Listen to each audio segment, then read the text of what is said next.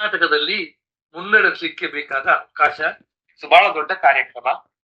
ಇದು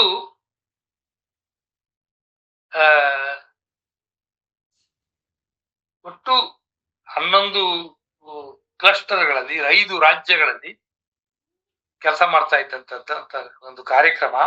ಅದರಲ್ಲಿ ನಾನು ಧಾರವಾಡ ಮತ್ತು ಉತ್ತರ ಕನ್ನಡದ 49 ಹಳ್ಳಿಗಳಲ್ಲಿ ಕೆಲಸ ಮಾಡಿದೆ. ಅಂದ್ರೆ ಅದೊಂದು ಸುರಶೆಟ್ಟಿಕೊಪ್ಪ ಅಂತ ಅಷ್ಟೇ ಹೇಳ್ತಾರೆ. ನಾನು ಕೆಲಸ ಮಾಡಿದ್ದು ಸುರಶೆಟ್ಟಿಕೊಪ್ಪ ಹಳ್ಳಿಯಲ್ಲಿ ಅಂತ. ಸುರಶೆಟ್ಟಿಕೊಪ್ಪ ಮತ್ತು ದಾಸನಕೊಪ್ಪ ಕ್ಲಸ್ಟರ್ ಆಫ್ ವಿಲೇಜಸ್ ಅಲ್ಲಿ ಒಟ್ಟು 49 ಹಳ್ಳಿಗಳಲ್ಲಿ ನಾನು ಕೆಲಸ ಮಾಡಿದೆ. ಅಂದ್ರೆ ನನ್ನ ತಂಡದ ಜೊತೆಗೆ ನಾನು ಆ ಕಾರ್ಯಕ್ರಮವನ್ನು ಮುನ್ನಡೆಸಿದೆ. ನನ್ನ ತಂಡ ಹೇಗಿರ್ತಿತ್ತು ಅಂತಂದ್ರೆ ಹಳ್ಳಿಯಲ್ಲೇ ಉಳ್ಕೊಳ್ತಿತ್ತು. ಅವ್ರು ಯಾರು ಅಂದ್ರೆ ಸೆಮಿಲಿಟ್ರೇಟ್ಸ್ ಅಲ್ಲ, ಟೆಕ್ನಿಕಲಿ ಚೆನ್ನಾಗಿ ಓದ್ಕೊಂಡವರು. BSc agri, MSc agri, horticulture, forestry, Ayurveda, home science ಇತ್ಯಾದಿ ವಿಷಯ, MSc ಇತ್ಯಾದಿ ಎಲ್ಲ ಓದ್ಕೊಂಡವರು ಹುಡುಗರು ಹುಡುಗಿಯರು ಹಳ್ಳಿಗಳಲ್ಲೇ ಉಳ್ಕೊಳ್ತಾ ಇದ್ರು 24/7. ಈ 96-97ರಲ್ಲಿ ಅಂತಂದ್ರೆ ನೀವು ಕಲ್ಪನೆ ಮಾಡ್ಕೊಳ್ಬಹುದು ಹಳ್ಳಿಯಲ್ಲಿ ಉಳ್ಕೊಳ್ಳೋದು ಎಷ್ಟು. ಆಗಲೇ ಹಳ್ಳಿಯವರೇ ನೌಕರಿ ಮಾಡುವವರು ಸಹ ನಮ್ಮ ಹಳ್ಳಿಯಲ್ಲಿ ಉಳ್ಕೊಳ್ತಿರ್ಲಿಲ್ಲ. ಸಿಟಿಯಲ್ಲಿ ಉಳ್ಕೊಂಡು ಹಳ್ಳಿಗೆ ಬಂದು ಹೋಗ್ತಿದ್ರು. ಮಾಸ್ತರ್ರು, PDOಗಳು ಯಾರು ಉಳ್ಕೊಳ್ತಿರ್ಲಿಲ್ಲ. ಆದ್ರೂ ನಮ್ಮವರು ಅಲ್ಲಿ ಉಳ್ಕೊಳ್ಬೇಕು ಅಂತ ಅನ್ನೋದು ನಮ್ಮ ಕಾರ್ಯಕ್ರಮದ ಮೊದಲ ಹೆಜ್ಜೆ. ಮಣಿಬಾಯಿ ಅವರು ನಾನು ಒಬ್ಬ ಪಶುವೈದ್ಯ, ಒಬ್ಬ ತಜ್ಞ ಆಗಿ ನಾನು ಮಣಿಬಾಯಿ ಸೇರಿ 6-8 ವರ್ಷ ನಾನು ಅದನ್ನೇ ಕೆಲಸ ಮಾಡಿದೆ. ಆದ್ರೆ ಅವಾಗ ನಮಗೆ ಹೇಳ್ತಿದ್ರು ಅವರು, ನೀನು ಬರೀ ಪಶುವೈದ್ಯಕೀಯವನ್ನ ಇಟ್ಕೊಂಡು ಹಳ್ಳಿಗಳಿಗೆ ಹೋದ್ರೆ ಹಳ್ಳಿಯವರಿಗೆ ಉಪಯೋಗ ಆಗುದಿಲ್ಲ. ಹಳ್ಳಿಗಳಲ್ಲಿ ಎಲ್ಲಾ ರೀತಿಯ ಸಮಸ್ಯೆಗಳು ಇರ್ತವೆ ಮತ್ತು ಆ ಸಮಸ್ಯೆಗಳು ಒಂದಕ್ಕೊಂದು ತೊಳಕಾಕೊಂಡಿರ್ತವೆ. ಯಾವ ಸಮಸ್ಯೆ ಮೂಲ, ಯಾವ ಸಮಸ್ಯೆ ಅದರದ ಕಾಸ್ ಅಂಡ್ ಎಫೆಕ್ಟ್ ಅಂತೀವಲ್ಲ, ಆ ಕಾರ್ಯಕಾರಣ ಸಂಬಂಧವನ್ನ ಅರ್ಥ ಮಾಡ್ಕೊಳ್ಬೇಕಂತಾದ್ರೆ ನೀನು ಎಲ್ಲ ವಿಷಯಗಳನ್ನ ತಿಳ್ಕೊಳ್ಬೇಕಾಗ್ತದೆ. ಅದಕ್ಕೆ ಅವರು ಒಂದು ಸೂತ್ರದ ರೂಪದಲ್ಲಿ ಹೇಳ್ತಿದ್ರು ನಮಗೆ, something of everything and everything of something ಅಂತ. ನೀನು ಎಲ್ಲಾ ವಿಷಯಗಳ, ಹೆಲ್ತ್ ಇರಬಹುದು, ಜನಸಂಘಟನೆ ಇರಬಹುದು, ಮಣ್ಣು ನೀರು ಇರಬಹುದು, ಕೃಷಿ ಇರಬಹುದು, ಎಜುಕೇಶನ್ ಇರಬಹುದು, ಇತ್ಯಾದಿ ಎಲ್ಲ ಬಗ್ಗೆ ತಿಳ್ಕೊಳ್ಬೇಕು ಚೆನ್ನಾಗಿ. ಅಂದ್ರೆ ಒಂದು ಹದದಲ್ಲಿ ಮತ್ತು ನಿನ್ನ ಸಬ್ಜೆಕ್ಟ್ ಅಲ್ಲಿ ನೀನು ಎಕ್ಸ್ಪರ್ಟ್ ಆಗಿರ್ಬೇಕು. ಇದರ ಅರ್ಥ ನನಗೆ ಗೊತ್ತಾಗ್ಲಿಕ್ಕೆ ಅವರು 96ರಲ್ಲಿ ನಾನು ಶುರು ಮಾಡುವಾಗ ಮಣಿಬಾಯಿ ಅವರು ಇರಲಿಲ್ಲ. ಹೀಗೆ ಕೆಲಸ ಶುರು ಮಾಡಿದಾಗ ನನಗೆ ಇದರ ಅರ್ಥ ಹೆಚ್ಚು ಸ್ಪಷ್ಟವಾಗ ತೊಡಗಿತು. ಯಾಕೆಂದ್ರೆ ಇದೊಂದು ಲೈವ್ಲಿಹುಡ್ ಪ್ರೋಗ್ರಾಮ್ ಆಗಿತ್ತು. ಅಂದ್ರೆ ಸುಮಾರು ನಾವು 2 ಕ್ಲಸ್ಟರ್ಗಳು ಅಂತಂದಲ್ಲ, ಅಲ್ಲಿ ಒಂದು 6,000 ಕುಟುಂಬಗಳನ್ನ ಬಡತನದ ರೇಖೆಯಿಂದ ಮೇಲೆತ್ತಿ ಅವರಿಗೆ ಘನತೆಯ ಬದುಕನ್ನ ಕೊಡ್ಲಿಕ್ಕೆ ಬೇಕಾಗಿ ಕೆಲಸ ಮಾಡ್ಬೇಕಾಗಿತ್ತು. ಇದು ಹೀಗೆ ಮಾಡ್ಬೇಕು ಅಂತ ಇರಲಿಲ್ಲ. ಅಲ್ಲಿ ಭೂಮಿ ಇರುವವರು ಮತ್ತು ಭೂರಹಿತರು ಹೀಗೆ ಇದ್ರು. ಅವರನ್ನೆಲ್ಲ ಸೇರಿಸಿಕೊಂಡು ನಾವು ಅವರಿಗೆ 2 ತರದ ಜನರಿಗೆ ನಾವು ಉದ್ಯೋಗದನ್ನ ಅಪ್ಗ್ರೇಡೆಡ್ ಉದ್ಯೋಗ ಅಂತೀವಿ, ಅದನ್ನ ಮಾಡಿಸಿ ಅವರ ಆದಾಯವನ್ನು ಹೆಚ್ಚು ಮಾಡ್ಲಿಕ್ಕೆ ಅವ್ರ ಜೊತೆಗೆ ಕೆಲಸ ಮಾಡ್ಬೇಕಾಗಿತ್ತು. ಹಾಗೆ ಮಾಡುವಾಗ ನಾನು ಆಗ್ಲೇ ಹೇಳಿದಾಗೆ ನಮ್ಮ ಎಲ್ಲ ಕೆಲಸಗಾರರು, ಕಾರ್ಯಕರ್ತರು ಹಳ್ಳಿಗಳಲ್ಲೇ ಉಳ್ಕೊಳ್ತಿದ್ರು. ನಾವು ಒಂದು ನಿರ್ಣಯ ಮಾಡ್ಕೊಂಡ್ವಿ, ನಾವು ಯಾವುದನ್ನು ನೇರವಾಗಿ ಕುಟುಂಬಗಳಷ್ಟೇ ಜೊತೆ ಕೆಲಸ ಮಾಡುವುದಿಲ್ಲ, ಅವರನ್ನೆಲ್ಲ ಸಂಘಟಿಸ್ತೇವೆ. ಅವರನ್ನು ಸಂಘಟಿಸಿಕೊಂಡು ಆ ಸಂಘಟನೆಯ ಮೂಲಕ ಕುಟುಂಬಗಳನ್ನು ಒಳಗೊಳ್ತಾ ಸಾಕ್ತೇವೆ ಅಂತ. ಹಾಗೆ ಮಾಡಿದ್ರಿಂದ ನಾವು ಸುಮಾರು 170-80 ಆ ಕಾಲದಲ್ಲಿ ಹೊಸ ಐಡಿಯಾ ನಿಮ್ಗೆ ಗೊತ್ತಿರಬಹುದು, ಸೆಲ್ಫ್ ಹೆಲ್ಪ್ ಗ್ರೂಪ್ಸ್, ಸ್ವಸಹಾಯ ಸಂಘಗಳು. ಆ ಸ್ವಸಹಾಯ ಸಂಘಗಳ ಮಾದರಿಯಲ್ಲಿ ಅವರನ್ನ 15-20 ಕುಟುಂಬಗಳಲ್ಲಿ ನಾವು ಒಬ್ಬೊಬ್ಬರು ಸದಸ್ಯರು ತಗೊಂಡು ಸಂಘಟನೆ ಮಾಡಿಕೊಂಡು ಅವರ ಮೂಲಕ ನಾವು ಕಾರ್ಯಕ್ರಮ ಮಾಡುದು. ಈ ತರ ಹಲವಾರು, ಪ್ರತಿ ಹಳ್ಳಿಯಲ್ಲಿ ಹಲವಾರು ಸಂಘ ಅಂತ ಕರಿತಿದ್ವಿ ನಾವು. ಅವುಗಳ ಸದಸ್ಯರನ್ನ ಸೇರಿಸಿ ಗ್ರಾಮ ವಿಕಾಸ ಸಮಿತಿಗಳು ಹಾಗೂ ಆ ಸದಸ್ಯರ ಅಲ್ಲಿಯ ಪ್ರತಿನಿಧಿಗಳನ್ನ ಸೇರಿಸಿಕೊಂಡು ಸುರಶೆಟ್ಟಿಕೊಪ್ಪದಲ್ಲಿ ಸರ್ವೋದಯ ಮಹಾಸಂಘ ಅಂತ ಮಾಡ್ಕೊಳ್ಳಿಕ್ಕಾಯ್ತು. ಮತ್ತು ಪ್ರಾಥಮಿಕ ಉತ್ತರ ಕನ್ನಡದಲ್ಲಿ ಅವರು ಒಕ್ಕೂಟಗಳನ್ನ ನಿರ್ಮಾಣ ಮಾಡ್ಕೊಂಡು, ಇವು ಯಾವುದು ಮೊದಲೇ ನಾವು ನಿರ್ಣಯ ಮಾಡಿಕೊಂಡು ಹೀಗೆ ಸ್ಟ್ರಕ್ಚರ್ ಇರಬೇಕು ಅಂತ ಅಂದ್ಕೊಂಡಿದ್ದೆಲ್ಲ ಆರ್ಗ್ಯಾನಿಕ್ ಆಗಿ ಅಲ್ಲಲ್ಲೇ ಕಟ್ತಾ ಹೋದಂತ ಒಂದು ಒಂದು ಜನ ಸಂಘಟನೆಯ ಮಾದರಿ ಇದಾಗಿತ್ತು. ಹಾಗಾಗಿ ತುಂಬಾ ಲೈಫ್ ಇತ್ತು ಅದಕ್ಕೆ. ಅದು ಬರಡಾಗಿರ್ಲಿಲ್ಲ. ಯಾಕಂದ್ರೆ ಹೀಗ್ ಮಾಡ್ಬೇಕು ಅಂತ ಒಂದು ಏನೋ ಒಂದು ಸರ್ಕ್ಯುಲರ್ ಇಟ್ಕೊಂಡು ಇದರ ಪ್ರಕಾರ ಮಾಡ್ಬೇಕು ಅಂತ ಇಲ್ಲ. ಇದನ್ನ ಮತ್ತೆಲ್ಲಿಯೂ ಮಾಡ್ಲಿಲ್ಲ. ನಾವು ಕರ್ನಾಟಕದಲ್ಲಿ ಅದರಲ್ಲೂ ವಿಶೇಷವಾಗಿ ಧಾರವಾಡ ಮತ್ತು ಉತ್ತರ ಕನ್ನಡದಲ್ಲಿ ಮಾಡಿದ್ವಿ. ಹಾಗೆ ಮಾಡ್ಬೇಕಾದ್ರೆ ನಮ್ಮ ಸಮಯ, ಕಚೇರಿಯ ಸಮಯ ಬೆಳಿಗ್ಗೆ 7ರಿಂದ 11, ಮತ್ತೆ ಮಧ್ಯಾಹ್ನ 3-4 ಗಂಟೆಯಿಂದ ರಾತ್ರಿ 10 ಗಂಟೆವರೆಗೆ ಹೀಗೆಲ್ಲ ಕೆಲಸ ಮಾಡ್ತಿದ್ವಿ. ಅದನ್ನೊಂಥರ ವಿಶೇಷವಾಗಿ ನಾವು ಬಹಳ ಉತ್ಸಾಹದಿಂದ, ಬಹಳ ಪ್ರೀತಿಯಿಂದ ನಮ್ಮ ಎಲ್ಲ ಸಿಬ್ಬಂದಿಯು ಮಾಡಿದ್ರು. ಹಾಗಾಗಿ ಈ ಕೆಲಸ ನಾವು ಜನರನ್ನೇ ಒಳಗೊಂಡು ಈ ಕೆಲಸವನ್ನ ಕಟ್ತಾ ಹೋಗ್ಲಿಕ್ಕೆ ಸಾಧ್ಯ ಆಯ್ತು. ಇದು ಒಂದೇದು. ಎರಡನೇದು ಅಂತಂದ್ರೆ, ನಮಗೆ ಈ ಲೈವ್ಲಿಹುಡ್ ಪ್ರೋಗ್ರಾಮ್ಸ್ ಅನ್ನ ಇಂಥದ್ದೇ ಮಾಡಬೇಕು ಅಂತ ಇರ್ಲಿಲ್ಲ. ಅವರಿಗೆ ಬೇಕಾದಂತ ಯೋಗ್ಯವಾದಂತ ಕಾರ್ಯಕ್ರಮವನ್ನ ಅವರಿಂದ ಮಾಡಿಸಿ ಅವರು ತಮ್ಮ ಆದಾಯವನ್ನ ಹೆಚ್ಚಿಸಿಕೊಳ್ಳುವ ಹಾಗೆ. ಆವಾಗ ವರ್ಷಕ್ಕೆ 24,000 ರೂಪಾಯಿ ಪರ್ ಫ್ಯಾಮಿಲಿ, ಅಂದ್ರೆ ಅದು ಪವರ್ಟಿ ಲೈನ್ ಆಗಬೇಕಿದ್ರೆ ನಷ್ಟ ಆಗ್ಬೇಕಿತ್ತು. ಹಾಗೆ ಮಾಡುವಾಗ ನಾವು ಮತ್ತೊಂದು ನಿರ್ಣಯ ತಗೊಂಡ್ವಿ. ವಿಶೇಷವಾಗಿ ನಾನು ಅದನ್ನ ಮುಂದಡಿಸಿದ ಯೋಚನೆಯನ್ನ, ಇದು ಪರಿಸರ ಸ್ನೇಹಿಯೂ ಆಗಬೇಕು, ಲೈವ್ಲಿಹುಡ್ ಡೆವಲಪ್ಮೆಂಟ್ ಪ್ರೋಗ್ರಾಮು ಆಗ್ಬೇಕು, ಪರಿಸರ ಸ್ನೇಹಿಯೂ ಆಗ್ಬೇಕು ಅಂತ. ಹಾಗೆ ಮಾಡ್ತಾ ಮಾಡ್ತಾ ನಾವು ಸುಮಾರು 2,500 ಕುಟುಂಬಗಳು ತಮ್ಮ ಭೂಮಿಯಲ್ಲಿ ಕೆಲಸ ಮಾಡಿದ್ದಾರೆ. ಭೂಮಿಯಲ್ಲಿ ಕೆಲಸ ಮಾಡೋದು ಅಂತಂದ್ರೆ ಮಣ್ಣು ನೀರಿನ ಸಂರಕ್ಷಣೆ. ಪ್ರತಿ ಎಕರೆಯಲ್ಲಿ ಅವರು ಕನಿಷ್ಠ ಪಕ್ಷ 1 ಎಕರೆಯನ್ನ ಅವರು ಕೆಲಸ ಮಾಡ್ಬೇಕಾಗಿತ್ತು. ಅಲ್ಲಿ 1 ಎಕರೆಯಲ್ಲಿ ಅವರು ಮಣ್ಣು ನೀರಿನ ಸಂರಕ್ಷಣೆ, ಗಿಡ ಮರಗಳನ್ನ ನೆಡುವುದು, ಹಣ್ಣಿನ ಗಿಡಗಳನ್ನ ನೆಡುವುದು, ಇಷ್ಟು ಮಾಡ್ಬೇಕಿತ್ತು. ಮಣ್ಣು ನೀರಿನ ಸಂರಕ್ಷಣೆ ಅಂದ್ರೆ ಬದುಗಳನ್ನು ಹಾಕುವುದು, ಕೃಷಿ ಹೊಂಡಗಳನ್ನು ಮಾಡ್ಕೊಳ್ಳೋದು, ನೀರು ಹಿಡಿಯೋದು, ಮತ್ತು ಆ ಬದುವಿನ ಮೇಲೆಲ್ಲ ಹುಲ್ಲು ಇತ್ಯಾದಿಗಳನ್ನ ನೆಟ್ಕೊಂಡು ಬದುವನ್ನ ಗಟ್ಟಿ ಮಾಡ್ಕೊಳ್ಳೋದು. ಗಿಡಗಳು ಅಂತಂದ್ರೆ ವಿಶೇಷವಾಗಿ ಫಾರೆಸ್ಟ್ರಿ ಗಿಡವನ್ನು ನೆಡಲಿಕ್ಕೆ ದೊಡ್ಡ ಪ್ರಮಾಣದಲ್ಲಿ ನಾವು ಕೆಲಸ ಮಾಡಿದ್ವಿ. ಅವಾಗ ಇನ್ ಯಾಕೆ ಹೇಳ್ತಾ ಇದ್ದೀನಿ ಇದಲ್ಲ ಅಂತ, ಹೇಗೆ ವ್ಯವಸ್ಥೆಯನ್ನ ಸೃಷ್ಟಿ ಮಾಡ್ಕೊಳ್ತಾ ಜನರೇ ಪಾಲ್ಗೊಳ್ಳುವ ಹಾಗೆ ಮಾಡ್ತಾ ನಾವು ಕೆಲಸ ಮಾಡಿದ್ದೀವಿ ಅಂತ ನಿಮ್ಗೆ ಹೇಳ್ಬೇಕಾಗಿದೆ. ಹಾಗೆ ಮಾಡ್ತಾ ಅಲ್ಲಿ ಗಿಡ ನರ್ಸರಿಯನ್ನ ಮಾಡ್ಲಿಕ್ಕೆ ಸಹಿತ ಅವರಿಗೆ ಕಲಿಸ್ಕೊಟ್ವಿ. ವಿಶೇಷವಾಗಿ ಅಲ್ಲಿ ವಿಧವೆಯರು, ಪರಿತ್ಯಕ್ತೆಯರು ಅಂದ್ರೆ ಗಂಡನ ಬಿಟ್ಟವರು, ಈ ತರದವರು ಬಹಳ ಕಷ್ಟದಲ್ಲಿದ್ದಿರುವ ಹೆಣ್ಮಕ್ಳಿಗೆಲ್ಲ ನರ್ಸರಿ ಬೆಳೆಸುವ ತರಬೇತಿಯನ್ನು ಕೊಟ್ಟು ನಮಗೆ ಬೇಕಾದ ಗಿಡಗಳು ಸುಮಾರು 10ರಿಂದ 15 ಜಾತಿಯ ಗಿಡಗಳನ್ನ ಪ್ರತಿ ನರ್ಸರಿಯಲ್ಲಿ ಬೆಳೆಸ್ತಾ ಇದ್ರು. ಅವುಗಳನ್ನ ಒಂದು 6-8 ನರ್ಸರಿ ಪ್ರತಿ ಕ್ಲಸ್ಟರ್ ನಲ್ಲಿ ಮಾಡಿಕೊಂಡು ಅದರಲ್ಲಿ 3 ಜಾತಿಗಳಲ್ಲಿ ಬೇಕಾದದ್ದು, ಒಂದು ಗೊಬ್ಬರಕ್ಕೆ ಬೇಕಾದಂತ ಗಿಡ, ಸೊಪ್ಪನ್ನ ಕೊಡುವಂತ ಗಿಡ, ದನಗಳಿಗೆ ಮೇವು ಕೊಡುವಂತ ಗಿಡ, ಮನೆ ಕಟ್ಟಲಿಕ್ಕೆ ಟಿಂಬರ್ ಒದಗಿಸುವಂತ ಜಾತಿಯ ಗಿಡಗಳನ್ನೆಲ್ಲ ಸೇರಿಸಿ ಒಂದೊಂದು ಪ್ಲಾನ್ ಮಾಡಿಕೊಂಡು ಜೂನ್ ಜುಲೈದಲ್ಲಿ ಅದನ್ನ ನೆಡಲಿಕ್ಕೆ ವ್ಯವಸ್ಥೆ ಮಾಡಿ, ಬಹಳ ದೊಡ್ಡ ಲಾಜಿಸ್ಟಿಕ್ ಆಗ್ತಿತ್ತು. ಅದು ಮಳೆಗಾಲದಲ್ಲಿ ತುಂಬಾ ಕಷ್ಟ ಪಡಬೇಕಾಗ್ತಿತ್ತು. ಆದ್ರೆ ಅದನ್ನ ನಮ್ಮ ಸಿಬ್ಬಂದಿ ಮಾಡಿ ತೋರಿಸಿರೋದನ್ನ ನಾನು ನನ್ನ ಇತ್ತೀಚೆಗೆ ಪ್ರಕಟವಾದ 2 ವರ್ಷದ ಹಿಂದೆ ಬಂದಂತ ಹಳ್ಳಿಗಳನ್ನು ಕಟ್ಟುವ ಕಷ್ಟ ಸುಖದಲ್ಲಿ ದಾಖಲಿಸಿದ್ದೇನೆ. ಅದು ಈಗ 3ನೇ ಮುದ್ರಣ ಕಂಡು ಹೊರಗೆ ಬಂದಿದೆ. ಅದಕ್ಕೆ ಕರ್ನಾಟಕ ಸಾಹಿತ್ಯ ಅಕಾಡೆಮಿ ಪುಸ್ತಕ ಬಹುಮಾನವು ಸಹಿತ ಬಂದಿದೆ. ಹಾಗೆ ಈ ತರ ಮಾಡ್ತಾ ನಾವು ಏನೆಲ್ಲ ಮಾಡ್ಲಿಕ್ಕೆ ಸಾಧ್ಯ ಆಗ್ತದೆ ಸ್ವಲ್ಪದಲ್ಲಿ ವಿವರಿಸಿ ಯಾಕೆ ಇದು ಮುಖ್ಯ ಅಂತ ಹೇಳ್ತೀನಿ.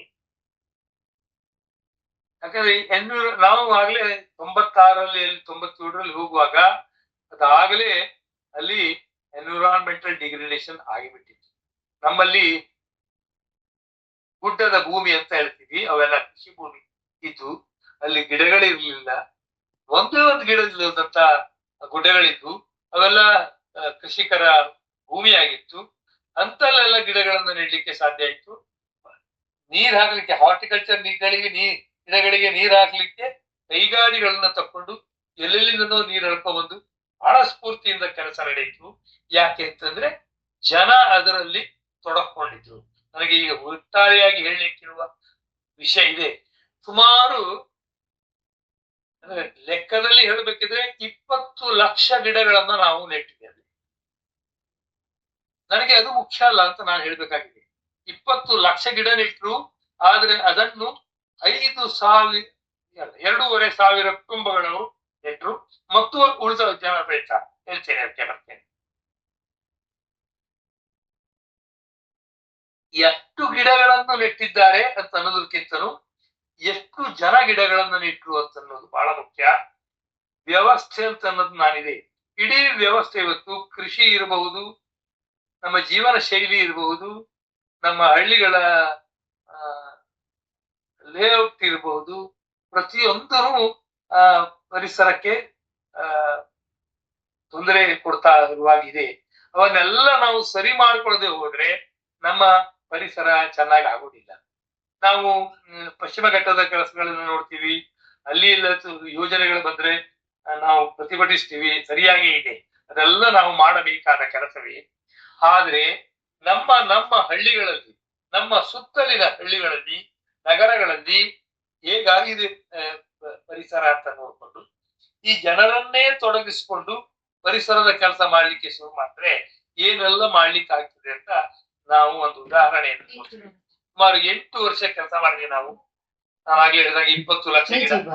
ಯಾಕೆಂತಂದ್ರೆ ಕೃಷಿಯಲ್ಲಿ ನಾನು ಅಧ್ಯಯನ ಮಾಡಿದ ಹಾಗೆ ಮಲೆನಾಡಿನಲ್ಲಿ ಸ್ವಲ್ಪ ಗಿಡಗಳು, ಅಲ್ಲಿ ನಿಮ್ಮ ಸೊಪ್ಪಿನ ಬೆಚ್ಚ ಇತ್ಯಾದಿಗಳನ್ನೆಲ್ಲ ಇಟ್ಕೊಂಡಿದ್ದೀನಿ, ಸ್ವಂತದ್ದಲ್ಲ.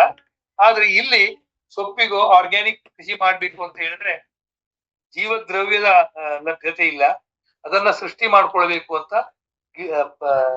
ನಮ್ಮ ಹೊಲದ ಸುತ್ತಲೂ ಬಹಳ ವಿಭಿನ್ನ ಶೈಲಿಯಲ್ಲಿ ಅವರ ಗಿಡಗಳ ನಡುವಿನ ಅಂತರವನ್ನ ಎಷ್ಟು ಕಡಿಮೆ ಆಗ್ತದೋ ಅಷ್ಟು ಕಡಿಮೆ ಮಾಡಿಕೊಂಡು ಸುಮಾರು ಎದೆ ಎತ್ತರಕ್ಕೆ ಕಟ್ ಮಾಡ್ಕೊಳ್ತಾ ಬಳಸುವ ಹಾಗೆ ಮಾಡಿಕೊಂಡು ಅವುಗಳಿಂದ ಬಂದ ಜೀವದ್ರವ್ಯವನ್ನ ವಿವಿಧ ರೀತಿಯಲ್ಲಿ ಉಪಯೋಗಿಸ್ಕೊಳ್ತಾ, ಅಂದ್ರೆ ದನಗಳಿಗೆ ಮೇವಾಗಿ, ಗೊಬ್ಬರವಾಗಿ, ಮಲ್ಚಿಂಗ್ ಅಥವಾ ಗಿಡಗಳ ಬುಡದಲ್ಲಿ ಮಲ್ಚಿಂಗ್ ಸಲುವಾಗಿ ಮತ್ತು ಗೊಬ್ಬರ. ನಾವು ಭಾಷಣ ಮಾಡದೇನೆ ಹಲವು ರೈತರು ಆರ್ಗ್ಯಾನಿಕ್ ಫಾರ್ಮರ್ ಆಗ್ಬಿಟ್ರು ಈ ಕಾರಣದಿಂದಾಗಿ. ಹಾಗೂ ಅದ್ರ ಜೊತೆಗೆ ನೀರ್ ಹಿಡಿದ್ವು ಅಂತಂದಲ್ಲ, ನಮ್ಮಲ್ಲಿ ಸುಮಾರು 700-800 ಮಿಲಿಮೀಟರ್ ಮಳೆ ಬರ್ತಾ ಇತ್ತು. ಈ 7-8 ವರ್ಷಗಳಲ್ಲಿ 3 ವರ್ಷ ಸತತ ಬರಗಾಲ ಬಂದಿದೆ. 2, 3, 4 2002, 3, 4 ಅಂತ ನೆನಪು. ಸತತ ಬರಗಾಲ ಬಂದಿದೆ. ಅಂತಹ ವರ್ಷದಲ್ಲಿ ಒಬ್ರು ರೈತರು ನನಗೆ ಬಂದು, ಸರ್ ನಾನು ಬರಗಾಲಕ್ಕೆ ಏನು ಹೆದರುದಿಲ್ಲ ಅಂತ ಹೇಳಿದ ಅತಿ ಸಣ್ಣ ರೈತರು, ಮೊದಲು ಗುಳೆ ಹೋಗ್ತಿದ್ದವರು ಅಂತ ಉದಾಹರಣೆಗಳು ಸಹಿತ ಇದಾವೆ ಅಲ್ಲಿ ನಮ್ಮಲ್ಲಿ. ಹೀಗೆ ಮಾಡ್ಲಿಕ್ಕೆ ಸಾಧ್ಯ ಆಗಿದ್ ಯಾಕೆ ಅಂತಂದ್ರೆ ನಾವು ಹಳ್ಳಿಯವರ ಕಾನ್ಶಿಯಸ್ ಟಚ್ ಮಾಡ್ಲಿಕ್ಕಾಯ್ತು. ಹಳ್ಳಿಯವರ ಸಂಘಟನೆ ಮಾಡಿದ್ವಿ. ಹಳ್ಳಿಯವರು 3 ಸ್ತರಗಳಲ್ಲಿ ಅಥವಾ 2 ಸ್ತರಗಳಲ್ಲಿ ದಾಸನಕೊಪ್ಪದಲ್ಲಿ ತಮ್ಮ ತಮ್ಮ ಸಂಘಟನೆ ಮಾಡ್ಕೊಂಡ್ರು. ಪ್ರತಿ ಕ್ಷಣ ಸಭೆಗಳು ನಡೆತಿದ್ವು. ಬೇರೆ ಬೇರೆ ಬೇರೆ ಉದಾಹರಣೆಗೆ 3-4 ವರ್ಷ ಆಗುವ ಅಥವಾ 2 ವರ್ಷ ಆಗಲೇ 2000 ಇಸ್ವಿಯಲ್ಲಿ ನನಗೆ ಒಂದು ವಿಚಾರ ಬಂತು. ಹೀಗೆ ಹೊಸದಾಗಿ ನೆಟ್ಟುಕೊಂಡ ಗಿಡಗಳನ್ನ ಇವರು ತಮಗೆ ಬೇಕಾದಾಗ ಮತ್ತೆ ಕಟ್ ಮಾಡ್ಕೊಂಡ್ರೆ ಇದು ಎಷ್ಟು ದಿವಸ ಈ ಗಿಡಗಳು ಇರ್ತವೆ. ಹಾಗಾಗಿ ಗಿಡ ನೆಡುವುದನ್ನ ಒಂದು ಹಬ್ಬ ಮಾಡಬೇಕು ಅಂತೇಳಿ ನಾವು ಅಗಿ ಹಬ್ಬ ಅಥವಾ ಹಸಿರು ಹಬ್ಬ ಅಂತ ಶುರು ಮಾಡ್ಲಿಕ್ಕೆ ಜನ ಸಂಘಟನೆಗಳು ದೊಡ್ಡ ಪ್ರಮಾಣದಲ್ಲಿ ಆಗಿದ್ದು. ಒಂದೊಂದು ಕ್ಲಸ್ಟರ್ ನಲ್ಲಿ ಸುಮಾರು ಸ್ಟಾರ್ಟಿಂಗ್ ಅಲ್ಲಿ ಆವಾಗ 1-2 ಸಾವಿರ ಕುಟುಂಬಗಳು ಆಗಿದ್ದು. ಅಂದ್ರೆ ಅಷ್ಟು ಕುಟುಂಬ ಅಂದ್ರೆ ಇಂಟು 5 ಅಷ್ಟು ಜನ, ಅವರ ಬೀಗರು, ನೆಂಟರು, ಇಷ್ಟರು ಅಂತೆಲ್ಲ ಹೇಳಿ ಅವರಷ್ಟು ಜನ. ಪ್ರತಿಯೊಂದು ಹಬ್ಬಕ್ಕೆ 6-7 ಸಾವಿರದವರೆಗೆ ಜನ ಬಂದು ಗಿಡ ನೆಟ್ಟಿದ್ದಿದೆ. ಒಂದೇ ದಿವಸ ಹಲವಾರು ಹಳ್ಳಿಗಳಲ್ಲಿ ಗಿಡ ನೆಟ್ಟು ಒಂದು ಕಡೆಗೆ ಬಂದು ಹಬ್ಬವನ್ನು ಆಚರಿಸಿ ಹೋಗುತ್ತಿದೆ. ಸೊ ಗಿಡ ನೆಡುವುದನ್ನೇ ಒಂದು ಸಾಂಘಿಕ ಕಮ್ಯುನಿಟಿ ಸೆಲೆಬ್ರೇಷನ್ ಆಗಿ ನಾವು ಅದಕ್ಕೆ ಅಲ್ಲಿ ಸ್ವಲ್ಪ ಆಧ್ಯಾತ್ಮಿಕವಾದಂತ ತಿರುವು ಅದಕ್ಕೆ ನಾವೆಲ್ಲ ದೇವರಿಗೆ ಹರಕೆ ಹೊತ್ಕೊಳ್ತೀವಿ, ಬೇರೆ ಬೇರೆ ಹರಕೆ ಹೊತ್ಕೊಳ್ತೀವಿ. ಈ ತರ ಕೂದಲು ತೆಕ್ಕೊಡೋದು, ಉರುಳು ಸೇವೆ ಮಾಡೋದು ಇತ್ಯಾದಿ. ಅದರ ಜೊತೆಯಲ್ಲಿ ಅಥವಾ ಅದರ ಬದಲಿಗೆ ನಾವು ನಮ್ಮ ನಮ್ಮ ದೇವರಿಗೋ ನಮ್ಮ ಅಂತ ಅಥವಾ ಪ್ರಕೃತಿ ಮಾತೆಗೋ ಒಂದು ವ್ರತ ಮಾಡ್ಕೊಳ್ಳಿಕ್ಕೆ ಆಗ್ತದೋ, ಎಲ್ಲರೂ 2, 3, 4, 5 ಗಿಡಗಳನ್ನು ನಮ್ಮ ನಮ್ಮ ಕೈಲಾದಷ್ಟು ಗಿಡಗಳನ್ನ ನೆಟ್ಟು ನಾವು ನಿನ್ಗೆ ಅರ್ಪಿಸ್ತೇವೆ ಅಂತ ಹೇಳಿ ಮಾಡ್ಲಿಕ್ಕೆ ಆಗ್ತದೆ ಅಂತ ಹೇಳಿ ಅವರಿಗೆ ಒಂದು ದೀಕ್ಷೆ ಕೊಟ್ಟು ಹಸಿರು ಕಂಕಣ ಕಟ್ಟಿ ಅವರೆಲ್ಲ ಗಿಡ ನೆಡುವ ಹಾಗೆ ಮಾಡಿದ್ವು. ಆ ರೀತಿ ಗಿಡ ನೆಟ್ಟಿದ್ದೇ ಒಂದು 4-5 ಲಕ್ಷದ ಮೇಲೆ ಆಗಿದೆ. ಮತ್ತು ದೊಡ್ಡ ಅದು ನನಗೆ ಅದು ನಾನು ಆಗ್ಲೇ ಹೇಳ್ತಲ್ಲ, ಎಷ್ಟು ಗಿಡಗಳನ್ನ ನೆಟ್ರು ಅಂತ ಅನ್ನೋದಕ್ಕಿಂತಲೂ ಎಷ್ಟು ಜನ ಗಿಡ ನೆಟ್ರು ಅಂತ ಅನ್ನೋದು ಬಹಳ ಮುಖ್ಯ ಅಂತ ನನಗೆ ಗೊತ್ತಾಯ್ತು ಮಾಡ್ತಾ ಮಾಡ್ತಾ. ಹಾಗೆ ಬಹಳ ಜನ ಗಿಡಗಳನ್ನ ನೆಟ್ರು. 1, 2, 3 ಗಿಡಗಳನ್ನ ನೆಡ್ತಾ ಲಕ್ಷೋಪಲಕ್ಷ. ಅದು ಒಂದು ವರ್ಷದಲ್ಲಿ ನಾವು ಒಂದೇ ದಿನಕ್ಕೆ 1,00,000 ಗಿಡ ನೆಟ್ವಿ ಅಂತ ನಮ್ಮ ಜನ ಹೇಳಿದ್ದು ನೆನಪಾಗ್ತದೆ. ಬಹುಶಃ ಅದು ಗಿನೀಸ್ ರೆಕಾರ್ಡ್ ಇರಬಹುದು ಅಂತ ಇರಬಹುದು. ನಾವು ಅದ್ರ ಯಾವ್ದು ಕಡೆಗೂ ಲಕ್ಷ್ಯ ಹಾಕದೆ ಒಟ್ಟಲ್ಲಿ ಗಿಡ ನೆಡುವುದು ಒಂದು ಸಂಸ್ಕಾರ ಆಗ್ಬೇಕು, ಅದು ಒಂದು ಸಂಸ್ಕೃತಿ ಆಗ್ಬೇಕು ಅಲ್ಲಿ ಅಂತ ತಲೆ ಮೇಲೆ ಹೊತ್ಕೊಂಡು ಚಕ್ಕಡಿ ಗಾಡಿ ಮೇಲೆ ಇಟ್ಕೊಂಡು ಗಿಡಗಳನ್ನು ತಗೊಂಡು ಹೋಗ್ತಾ ಇರುವಂತ ದೃಶ್ಯ ಕಾಣ್ತಾ ಇತ್ತು. ಈಗಲೂ ಅಲ್ಲಲ್ಲಿ ನಾನು 20 ವರ್ಷ ಆಯ್ತು ಅಂತ ಮುಗಿಸಿ ಕಾಣ್ತಾ ಇದೆ. ಹಾಗಾಗಿ ಇದೆಲ್ಲ ಮಾಡ್ಲಿಕ್ಕೆ ಸಾಯ್ತು. ನನಗೆ ನ್ಯಾಚುರಲ್ ರಿಸೋರ್ಸಸ್ ಅನ್ನ ಚೆನ್ನಾಗಿ ಮಾಡ್ಲಿಕ್ಕಾಯ್ತು, ಕೃಷಿಯನ್ನ ಉನ್ನತೀಕರಿಸ್ಲಿಕ್ಕಾಯ್ತು. ಸುಮಾರು 100ರಿಂದ ಕೆಲವು ಕಡೆಗೆ 100% ಕೆಲವರು ಹೊಲದಲ್ಲಿ 300% ಕ್ರಾಪ್ ಡೈವರ್ಸಿಟಿ. ಇದು ಪ್ರಕೃತಿ ಅಂದ್ರೆ ನಮ್ಮ ಪರಿಸರದ ಬಹಳ ದೊಡ್ಡ ಹಾನಿ ಆಗ್ತಾ ಇರೋದು ಪರಿಸರಕ್ಕೆ ಅಂತಂದ್ರೆ ಕ್ರಾಪ್ ಡೈವರ್ಸಿಟಿ ಬಹಳ ಕಡಿಮೆ ಆಗ್ತಿದೆ. ಏಕ ಬೆಳೆ ಪದ್ಧತಿಗೆ ನಾವು ಬಹಳ ವೇಗವಾಗಿ ಬಂದ್ಬಿಟ್ಟಿದ್ದೇವೆ. ಅದರಿಂದ ತುಂಬಾ ಕಷ್ಟ ಸಣ್ಣ ಮತ್ತು ಅತಿ ಸಣ್ಣ ರೈತರಿಗೆ ಆಗ್ತಾ ಇದೆ. ಲೈವ್ಲಿಹುಡ್ಸ್ ಅನ್ನ ಉನ್ನತೀಕರಿಸಿದ್ವಿ, ಆರೋಗ್ಯದಲ್ಲಿ ಕೆಲಸ ಮಾಡ್ಲಿಕ್ಕೆ ಶುರು ಮಾಡಿದ್ವಿ ಮತ್ತು ಅದರಲ್ಲೂ ಚೆನ್ನಾಗಿ ಮಾಡ್ಲಿಕ್ಕೆ ಆಯ್ತು ಈ ಕಮ್ಯುನಿಟಿ ಮೊಬಿಲೈಸೇಷನ್ ಇಂದಾಗಿ.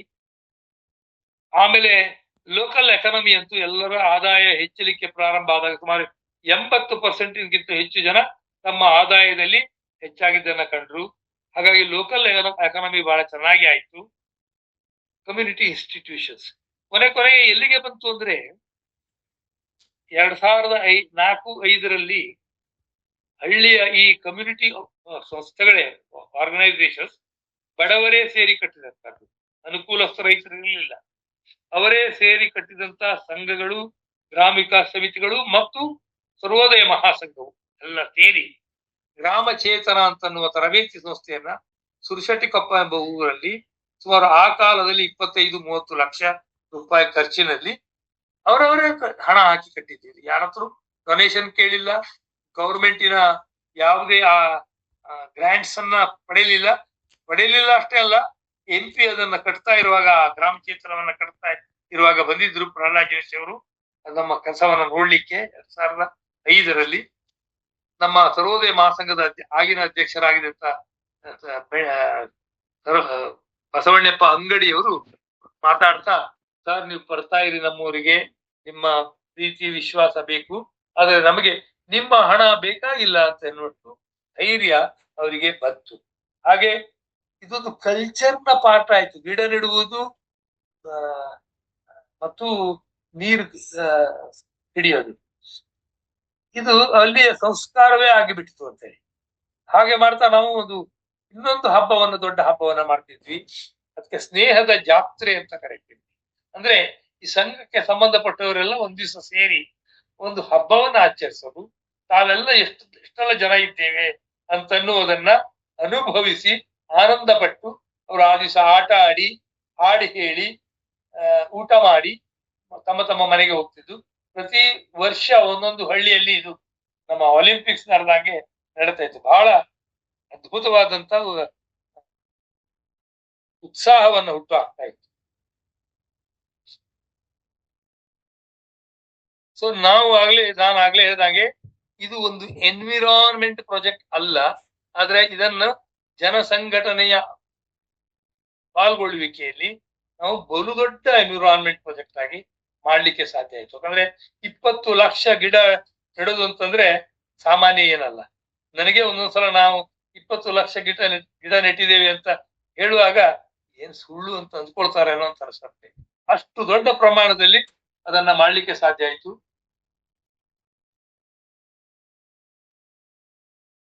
Integrated tree based farming system ಮಾಡಿದ್ವಿ. ಸಾಯಿಲ್ ಕನ್ಸರ್ವೇಶನ್ ಆಯ್ತು, ವಾಟರ್ ಕನ್ಸರ್ವೇಶನ್ ಆಯ್ತು. ಪ್ರತಿ ಎಕರೆಗೆ 300ರಿಂದ 400 ಗಿಡಗಳನ್ನ ರೈತರು ತಮ್ಮ ತಮ್ಮ ಹೊಲಗಳಲ್ಲಿ ನೆಟ್ಕೊಂಡ್ರು. ಕಂಪೋಸ್ಟಿಂಗ್ ಮಾಡ್ಕೊಂಡ್ರು, ವರ್ಮಿ ಕಂಪೋಸ್ಟಿಂಗ್ ಮಾಡ್ಕೊಂಡ್ರು. ಕ್ರಾಪ್ ಡೈವರ್ಸಿಫಿಕೇಶನ್ ಅಂತೂ ಹೇಳಿದೆ ನಾನು. ಸೊ ಈ ಇನ್ಸ್ಟಿಟ್ಯೂಷನ್ಸ್ ಎಲ್ಲ ಆರ್ಗ್ಯಾನಿಕಲಿ ಇರೋದ್ರಿಂದ, ಅಂದ್ರೆ ಸಂಘಗಳಿಗೂ ಗ್ರಾಮ ವಿಕಾಸಗಳಿಗೂ ಸಂಬಂಧ, ಗ್ರಾಮ ವಿಕಾಸ ಸಮಿತಿಗೂ ಸಂಬಂಧ ಇತ್ತು.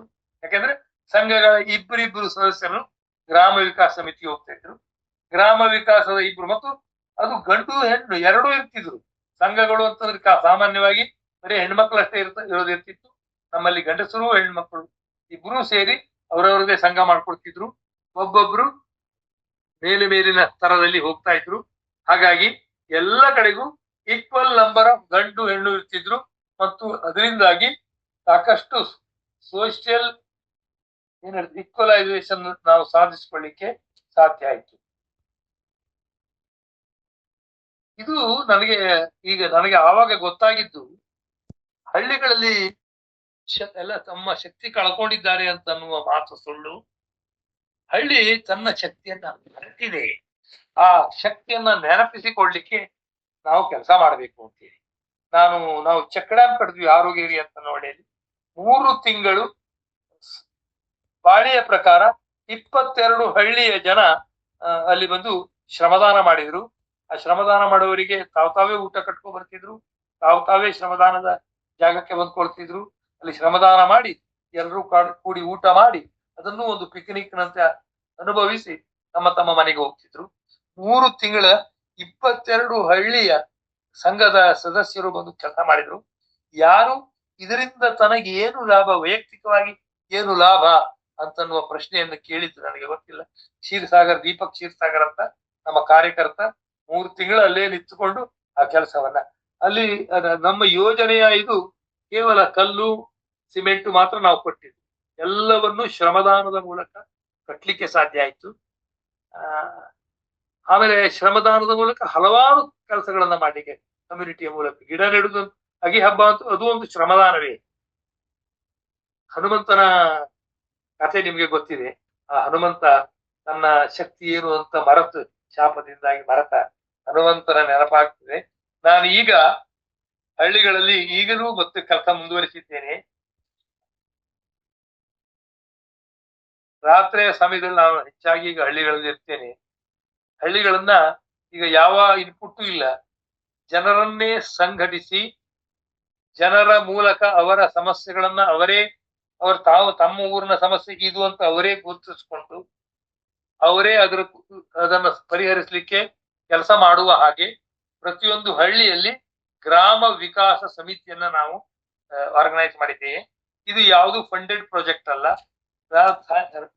ಸಾಯಂಕಾಲ ನಾಳೆಗೆ ಉದಾಹರಣೆಗೆ 8ರಿಂದ 9-10ರವರೆಗೆ ಆ ಮೀಟಿಂಗ್ ನಡೀತದೆ. ಅಲ್ಲಿ ಅವರು ಆ ಗ್ರಾಮ ವಿಕಾಸ ಸಮಿತಿಯನ್ನ ತಾವೇ ಆರಿಸ್ಕೊಂಡಿದ್ದಾರೆ.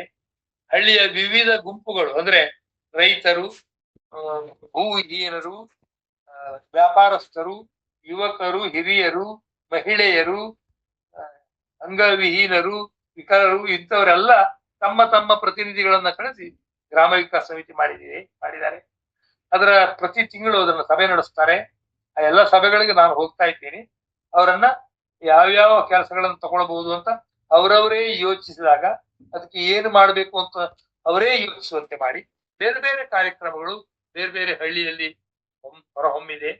ಇನ್ನು ಸದ್ಯಕ್ಕೆ ಅವರು ಈಗಿನ ವ್ಯವಸ್ಥೆಯಲ್ಲಿ ಇನ್ನೂ ಅವರು ಪರಿಸರಕ್ಕೆ ಬಂದು ತಲುಪಿಲ್ಲ. ಖಂಡಿತ ಅಲ್ಲಿಗೂ ಬರ್ತಾರೆ ಅವರು. ಈಗ ಸದ್ಯ ಊರಿನಲ್ಲಿ ಕುಡಿತದ ಸಮಸ್ಯೆ ಬಹಳ ಗಂಭೀರವಾಗಿದೆ. ಅದನ್ನ ಹೇಗೆ ನಾವು ಪರಿಹಾರ ಮಾಡ್ಕೊಳ್ಬೇಕು ಅಂತ ಅವರೇ ಕೆಲಸ ಮಾಡಿದ್ದಾರೆ, ಪರಿಹಾರ ಮಾಡ್ಕೊಂಡಿದ್ದಾರೆ. ಮತ್ತೊಂದು ಹಳ್ಳಿಯಲ್ಲಿ ನಮ್ಮ ಹಾಲಿನ ಸೊಸೈಟಿ ನಿಂತೋಗಿದೆ. ಇದನ್ನ ನಾವು ಹೇಗೆ ತಿರುಗಿ ಪ್ರಾರಂಭ ಮಾಡುವುದು ಅನ್ನೋದ್ರ ಬಗ್ಗೆ ಕೆಲಸ ಮಾಡಿದ್ದಾರೆ. ಅದರ ಪರಿಹಾರ ಮಾಡುವ ಹಂತಕ್ಕೆ ಬಂದು ತಲುಪಿದ್ದಾರೆ. ಇನ್ನೊಂದು ಹಳ್ಳಿಯಲ್ಲಿ ನಾವು ಇಡೀ ಹಳ್ಳಿಯನ್ನ ಬಯಲು ಶೌಚ ಮುಕ್ತ ಮಾಡಬೇಕು ಅಂತ ಗ್ರಾಮ ವಿಕಾಸ ಸಮಿತಿ ನಿರ್ಣಯ ಮಾಡಿದೆ. ಸರ್ಕಾರ ಈಗಾಗಲೇ ಘೋಷಿಸಿ 4 ವರ್ಷ ಆಗಿಬಿಟ್ಟಿದೆ ಅದು. ಆದ್ರೆ ಒಟ್ಟು 106 ಮನೆಗಳಲ್ಲಿ 50 53 ಮನೆಯಲ್ಲಿ ಟಾಯ್ಲೆಟ್ ಇದೆ, ಉಳಿದ 53ರಲ್ಲಿ ಟಾಯ್ಲೆಟ್ ಇಲ್ಲ.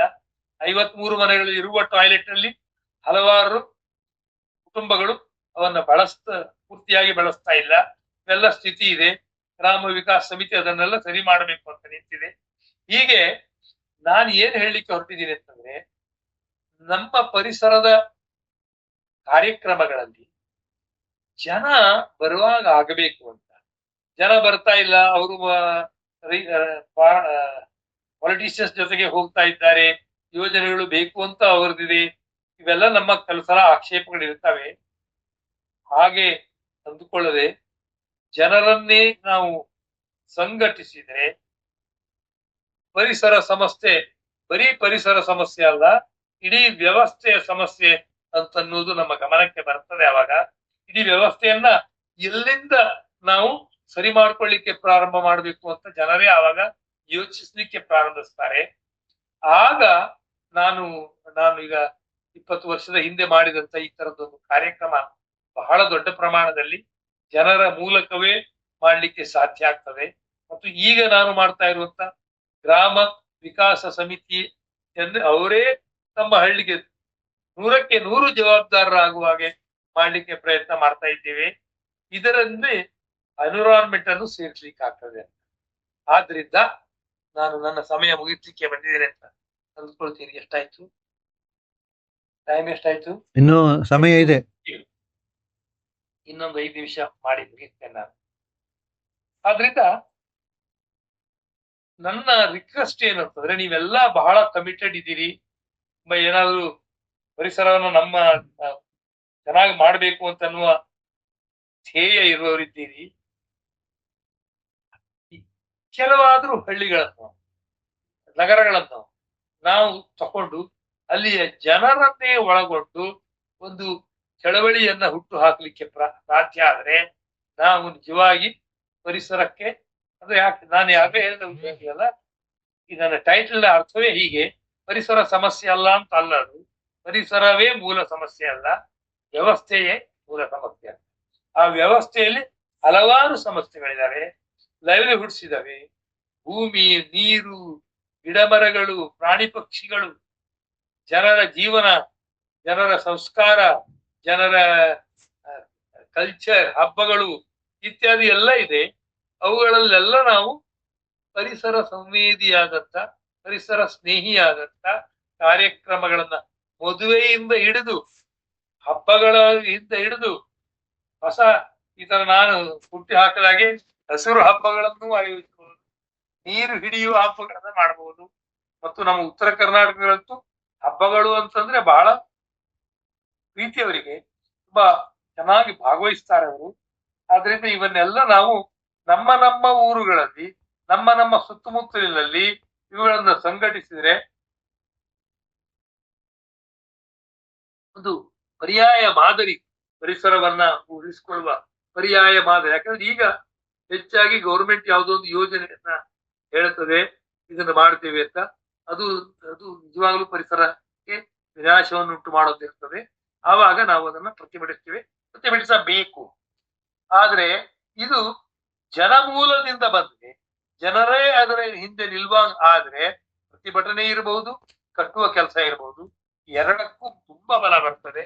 ಮತ್ತೆ ನಮ್ಮ ಸರ್ಕಾರಿ ವ್ಯವಸ್ಥೆಯೂ ಅದಕ್ಕೆ ಸ್ಪಂದಿಸದೆ ಇರ್ಲಿಕ್ಕೆ ಸಾಧ್ಯ ಇರುವುದಿಲ್ಲ.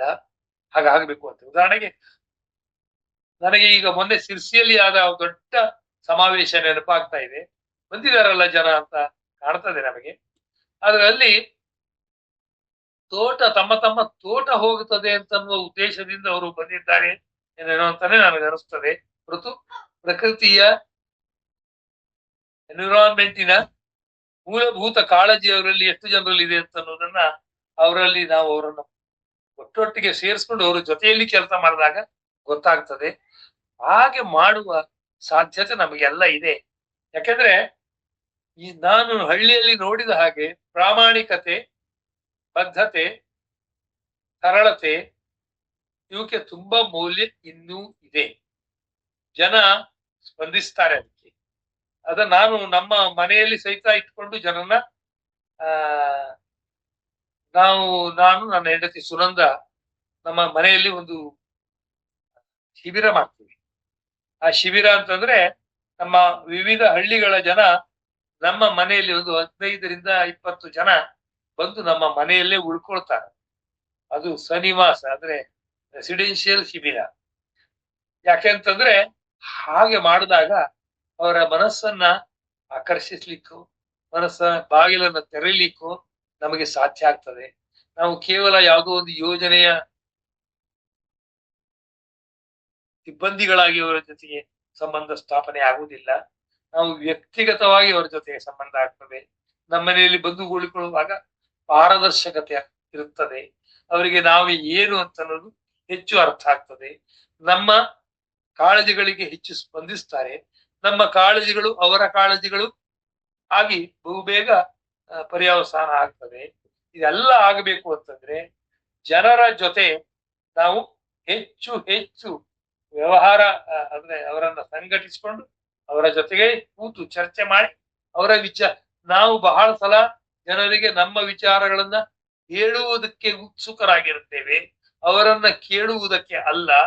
ಆದ್ರಿಂದ ಅವರನ್ನ ಕೇಳಿ ಪರಿಸರಕ್ಕೆ ಕೆಲವು ಸಲ ತೊಡಕಾದಂತ ಮಾಡ್ತಾ ಇರುವವರನ್ನು ಕೇಳಿ ಯಾಕೆ ಹಾಗೆ ಮಾಡ್ತಾ ಇದ್ದಾರೆ ಅಂತ ಅರ್ಥ ಮಾಡ್ಕೊಂಡು ಅದಕ್ಕೆ ಬೇರೆ ಪರಿಹಾರವನ್ನ ಸೂಚಿಸ್ಲಿಕ್ಕಾಗ್ತದೋ ಅಥವಾ ಅವರೇ ಪರಿಹಾರವನ್ನ ಕಂಡುಕೊಳ್ಳಿಕ್ಕಾಗ್ತದೋ ಅಂತ ಸಹಿತ ನೋಡಿ ಆ ತರದ ಪರಿಹಾರಗಳನ್ನ ಹುಡುಕುತ್ತಾ ಹೋದಾಗ ಹೆಚ್ಚು ಹೆಚ್ಚು ಸಿಕ್ಕುಗಳು ಬಿಡ್ತಾ ಹೋಗ್ತವೆ ಮತ್ತು ಪರಿಸರ ಸ್ನೇಹಿ ಜೀವನ ಶೈಲಿಯನ್ನ ನಮ್ಮ ಹಳ್ಳಿಗಳಲ್ಲಿ ಮತ್ತೆ ತರಲಿಕ್ಕೆ ಆಗ್ತದೆ ಒಂದು ಮಟ್ಟಕ್ಕೆ ಅಂತ ನನ್ನ ನಂಬಿಕೆ. ನಾನು ತಂದಿದ್ದೀವಿ. ಆರ್ಗ್ಯಾನಿಕ್ ಫಾರ್ಮಿಂಗ್ ಮಾಡೋದು ಅಂತ ಬಹಳ ಇದು ಅಂದ್ರೆ ಕೆಮಿಕಲ್ ಫರ್ಟಿಲೈಸರ್ ಅನ್ನ ಮತ್ತು ಪೆಸ್ಟಿಸೈಡ್ಸ್ ಅನ್ನ ಬಳಸಿ ಮಾಡುವ ಕೃಷಿ ಎಷ್ಟು ದೊಡ್ಡ ಪರಿಸರ ಘಾತಕವಾದಂತದ್ದು ಅಂತ ನಮ್ಗೆ ಗೊತ್ತಿದೆ. ಆದ್ರೆ ಅದನ್ನ ಹೇಗೆ ಬಿಡಿಸೋದು ಅನ್ನೋದ್ರ ಕಡೆಗೆ ಅನ್ನೋದು ಯಾರಿಗೂ ಗೊತ್ತಿಲ್ಲ. ನಾವು ಭಾಷಣ ಮಾಡಿ ಅದನ್ನ ಆರ್ಗ್ಯಾನಿಕ್ ಫಾರ್ಮಿಂಗ್ ಮಾಡ್ಬೇಕು. ರೈತರ ವರ್ಷದ ಜೀವನೋಪಾಯ ಅದನ್ನ ಅವಲಂಬಿಸಿಕೊಂಡಿದೆ. ಯಾವುದೋ ಒಂದು ರೋಗ ಬಂದಾಗ ಆ ರೋಗದ ವಿರುದ್ಧ ಏನಾದ್ರೂ ಕ್ರಮ ತೆಗೆದುಕೊಳ್ಳದೆ ಬೇರೆ ದಾರಿ ರೈತರಿಗೆ ಇರೋದಿಲ್ಲ. ಆದ್ರಿಂದ ಅದು ಹೆಚ್ಚು ಹೆಚ್ಚು ತನ್ನಿಂತಾನೆ ಸಹಜವಾಗಿ ಆರ್ಗ್ಯಾನಿಕ್ ಆಗುವ ಹಾಗೆ ಮಾಡಬೇಕು ನಾವು ಅಂದ್ರೆ ಆಗುತ್ತದೆ. ಆದ್ರೆ ಜನರೇ ಅದರಲ್ಲಿ ತೊಡಗಿಕೊಳ್ಳುವ ಹಾಗೆ ನಾವು ಅವರನ್ನ ನಮ್ಮ ಜೊತೆಗೆ ಸಂಘಟಿಸಿಕೊಳ್ಬಹುದು. ನಾನು 49 ಹಳ್ಳಿಯಂದೆ ಈಗ ಮತ್ತು 11 ಹಳ್ಳಿಯಲ್ಲಿ ಕೆಲಸ ಮಾಡ್ತಾ ಇದ್ದೀನಿ. ಎಲ್ಲರೂ ಅಷ್ಟು ಹಳ್ಳಿಯಲ್ಲಿ ಮಾಡ್ಬೇಕು ಅಂತಿಲ್ಲ. ಒಬ್ಬೊಬ್ರು ನಾವು ಒಂದೊಂದು ಹಳ್ಳಿಯನ್ನು ಒಂದೊಂದು ಪಟ್ಟಣ ನಗರವನ್ನು ನಮಗೆ ಯಾವುದು ಅನುಕೂಲವೋ ಅದನ್ನ ಆರಿಸಿಕೊಂಡು ಅಲ್ಲಿ ಜನರನ್ನ ಸಂಘಟಿಸಿಕೊಳ್ಳಿಕ್ಕೆ ಆಗ್ತದೆಯೋ ಅಂತ ನೀವು ನೋಡಿ ಅಂತ ಅನ್ನೋದು ನನ್ನ ಹಂಬಲ್ ರಿಕ್ವೆಸ್ಟ್ ನಿಮಗೆ. ಅದು ಮಾಡಿದ್ರೆ ತುಂಬಾ ಅಂದ್ರೆ ನನಗೆ ಎಷ್ಟು ಬಹಳ ಸಂತೋಷ ಆಗ್ತದೆ. ಈಗ ನಾನು ರಾತ್ರಿ ಮೀಟಿಂಗ್ ಮುಗಿಸಿ 11-11:30 ಮನೆಗೆ ಬರುವಾಗ ಏನೋ ಒಂದು ಸಾಧನೆಯ ಭಾವ ನನ್ನಲ್ಲಿ ತುಂಬಿಕೊಳ್ತದೆ. ಜನ ಇಲ್ಲಿ ನಮ್ಮ ಮನೆಯ ಶಿಬಿರ ಮುಗಿಸ್ಕೊಂಡು ಹೋದವರೇ ನಮ್ಮ ಊರಿನ ಸ್ವಚ್ಛತೆಗೋ ಪ್ಲಾಸ್ಟಿಕ್ ಇಲ್ಲದಂತ ಹೊಳ್ಳಿ ಮಾಡ್ಲಿಕ್ಕೋ ಕೆಲಸ ಮಾಡ್ಲಿಕ್ಕೆ ತೊಡಗೋದು ಕೂಡನೆ ನಮ್ಗೆ ಖುಷಿ ಆಗ್ತದೆ. ಇದನ್ನೆಲ್ಲ ಮಾಡ್ಲಿಕ್ಕೆ ಕೆಪಾಸಿಟಿ ನಿಮ್ಗೆ ಎಲ್ರಿಗೂ ಇದೆ, ನೀವು ಮಾಡಬಲ್ರಿ ಅಂತ ನನಗೆ ಗೊತ್ತಿದೆ. ಈ ತರದ ದಾರಿಯನ್ನ ಅಂದ್ರೆ ವ್ಯವಸ್ಥೆಯ ಮುಖಾಂತರ ಹಳ್ಳಿ ಅಥವಾ ನಗರದಲ್ಲಿ ಜನರ ಮೂಲಕವೇ ಈ ಎಲ್ಲಾ ವಿವಿಧ ವ್ಯವಸ್ಥೆಗಳನ್ನ ನೋಡ್ಕೋತಾ ಕೃಷಿ, ಎನ್ವಿರಾನ್ಮೆಂಟ್, ಮಣ್ಣು, ನೀರು, ಅವರ ಜೀವನ ಇತ್ಯಾದಿಗಳನ್ನೆಲ್ಲ ಹೊಂದಿಸ್ಕೊಂಡು ಮಾಡ್ಲಿಕ್ಕೆ ಆಗುವ ಹಾಗೆ ಮಾಡ್ಬೇಕು ಅಂತ ಅನ್ನೋದು ನನ್ನ ರಿಕ್ವೆಸ್ಟ್. ಇಷ್ಟು ಇವತ್ತಿಗೆ ನನ್ನ ಮಾತು ಸಾಕು ಅಂತ ಅನಿಸ್ತದೆ. 8:45 ಆಗಲಿಕ್ಕೆ ಬಂತು. ಇನ್ನು ಏನಾದ್ರು ಪ್ರಶ್ನೆ ಉತ್ತರಗಳಿದ್ರೆ ಸಲಹೆ ಸೂಚನೆಗಳಿದ್ರು ಹೇಳಬಹುದು. Thank you. ನಾವು ಹಳ್ಳಿಗಳಲ್ಲಿ ತುಂಬಾ ಹಾಡು ಹೇಳ್ತೇವೆ. ಹಳ್ಳಿಯಲ್ಲಿ ಭಾಷಣಗಳು ಮಾಡಲಾಗದಂತಹ ಕೆಲಸಗಳನ್ನ ಹಾಡುಗಳು ಸಾಧಿಸ್ತವೆ. ಕೆಲವು ಬಹಳ ಹೆಚ್ಚಿನ ರೀತಿ ಹಾಡುಗಳು ಹೇಳಲ್ಲ, 3-4 ಹಾಡಷ್ಟೇ. ಒಂದು ಹಾಡನ್ನ ಪದೇ ಪದೇ ಹೇಳಿದಾಗ ಹಳ್ಳಿಯವರ ಜೊತೆ ಅಥವಾ ಸಂಘಟನೆಯ ಜೊತೆ ಹೇಳಿದಾಗ ಅದಕ್ಕೆ ತುಂಬಾ ತಾಕತ್ತು ಬರ್ತದೆ, ಮಂತ್ರ ಇದ್ದಾಗ ಅದು ಅಂತ. ಹೆಚ್ಚು ಹೆಚ್ಚು ಹೇಳಿದಾಗ 108 ಸಲ ಹೇಳಿದ್ರೆ ಹೆಚ್ಚು ಪವರ್ ಅಂದಂಗೆ. ಈ ಒಂದು ಹಾಡನ್ನ ನಾನು ಉದಾಹರಣೆಗೆ ಜೆ ಶಿವರುದ್ರಪ್ಪ ಎಲ್ಲೂ ಹುಡುಕಿದೆ ಇಲ್ಲದ ದೇವರ ಹಾಡನ್ನು ತುಂಬಾ ಸಲ ಹಾಡಿದ್ದೇವೆ ನಾವು. ಸಾವಿರಾರು ಜನ ಕುಡ್ಕೊಂಡು ಹಾಡಿದ್ದೇವೆ. ಜನ ಕಣ್ಣೀರ್ ಹಾಕ್ತಾ ಹಾಡಿದ್ದಾರೆ. ಅದೇ ಜೊತೆ ರೀತಿ ಸಂಘಗೀತೆ ಅಂತ ಬರ್ಕೊಂಡು ಪ್ರತಿ ಸಂಘವು ಪ್ರತಿ ಸಲ ಸಭೆ ನಡೆಸುವಾಗಲೂ ಸಂಘಗೀತೆಯನ್ನು ಹಾಡಿ ಸಂಘದ ನಡವಳಿಕೆಯನ್ನ ಶುರು ಮಾಡೋದು. ಗ್ರಾಮಿಕ ಸಮಿತಿ ಮಹಾಸಂಘ ಅವರು ಸಹಿತ ಹಾಗೆಯೇ ಈಗ ಧ್ಯೇಯ ಗೀತೆ ಅಂತ ನಮ್ಮ ಹಳ್ಳಿ ಹೇಗಿರ್ಬೇಕು ಅಂತ ಒಂದು ಹಾಡನ್ನು ಬರೆದಿ ಅದನ್ನು ಹಾಡಿಸ್ತಾ ಇದ್ದೇನೆ. ಇವೆಲ್ಲ ನಾವು ಅಂದ್ರೆ ಜನರನ್ನ ಭಾವನಾತ್ಮಕವಾಗಿ ಒಂದಾಗಿ ಮಾಡ್ಲಿಕ್ಕೆ ಬೇಕಾದಂತ ವಿಷಯ. ಆದ್ರೆ ಬರೇ ಟೂಲ್ಗಳಿಂದ ಜನರು ಒಂದಾಗುವುದಿಲ್ಲ. ನಮ್ಮ ಪರಿಶುದ್ಧತೆ, ನಮ್ಮ ಪಾರದರ್ಶಕತೆ, ಜನರ ಮೇಲೆ ನಮ್ಮ ಪ್ರೀತಿ, ಇದು ಜನರನ್ನ ನಮ್ಮ ಕಡೆಗೆ ಆಕರ್ಷಣೆ ಮಾಡ್ತದೆ. Thank you. Doctor Prakash Bhat ಅವರು ತಮ್ಮ ಅನುಭವವನ್ನು ಹಂಚಿಕೊಂಡಿದ್ದಾರೆ ಮತ್ತು ಪ್ರಾಯೋಗಿಕ ಮಾದರಿಯನ್ನು ಕೂಡ ನಮಗೆ ಕೊಟ್ಟಿದ್ದಾರೆ ಅಂತ ನಂಗೆ ಅನಿಸುತ್ತೆ. ಇದರ ಬಗ್ಗೆ ಪ್ರಶ್ನೆಗಳಿದ್ದರೆ ಸಭೆಯಲ್ಲಿ ಕೇಳಬಹುದು. ಇನ್ನು ಕಾಲಾವಕಾಶ ಸಾಕಷ್ಟಿದೆ.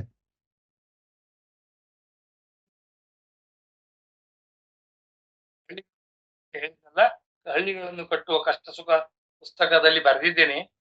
ಆಸಕ್ತರು ಇದನ್ನ ಪುಸ್ತಕವನ್ನ ಪಡ್ಕೊಂಡು ಓದ್ಬೇಕು ಅಂತ ನಾನು ಅಂದ್ರೆ ಅದನ್ನೇ ಹೇಳಿದ್ದೀನಿ. ಅದರಲ್ಲಿ ಸಟಲ್ ಆಗಿ ಹೇಳ್ತಾ ಹೋಗಿದ್ದೀನಿ, ತುಂಬಾ ಜೋರಾಗಿ ಹೇಳಿಲ್ಲ ನಾನು. ಹೇಗೆ ಹಳ್ಳಿಯವರೇ ತಮ್ಮ ಕೈಯಲ್ಲಿ ಕಾರ್ಯಕ್ರಮವನ್ನ ತಕೊಂಡ್ರೆ ಯಾವ ರೀತಿ ಎಲ್ಲ ದಾಟ್ಕೊಂಡು ಹೋಗ್ಬೋದು ಕಷ್ಟಗಳನ್ನ ಅನ್ನೋದನ್ನ ನಾನು ದಾಖಲಾತಿ ಮಾಡಿದ್ದೀನಿ.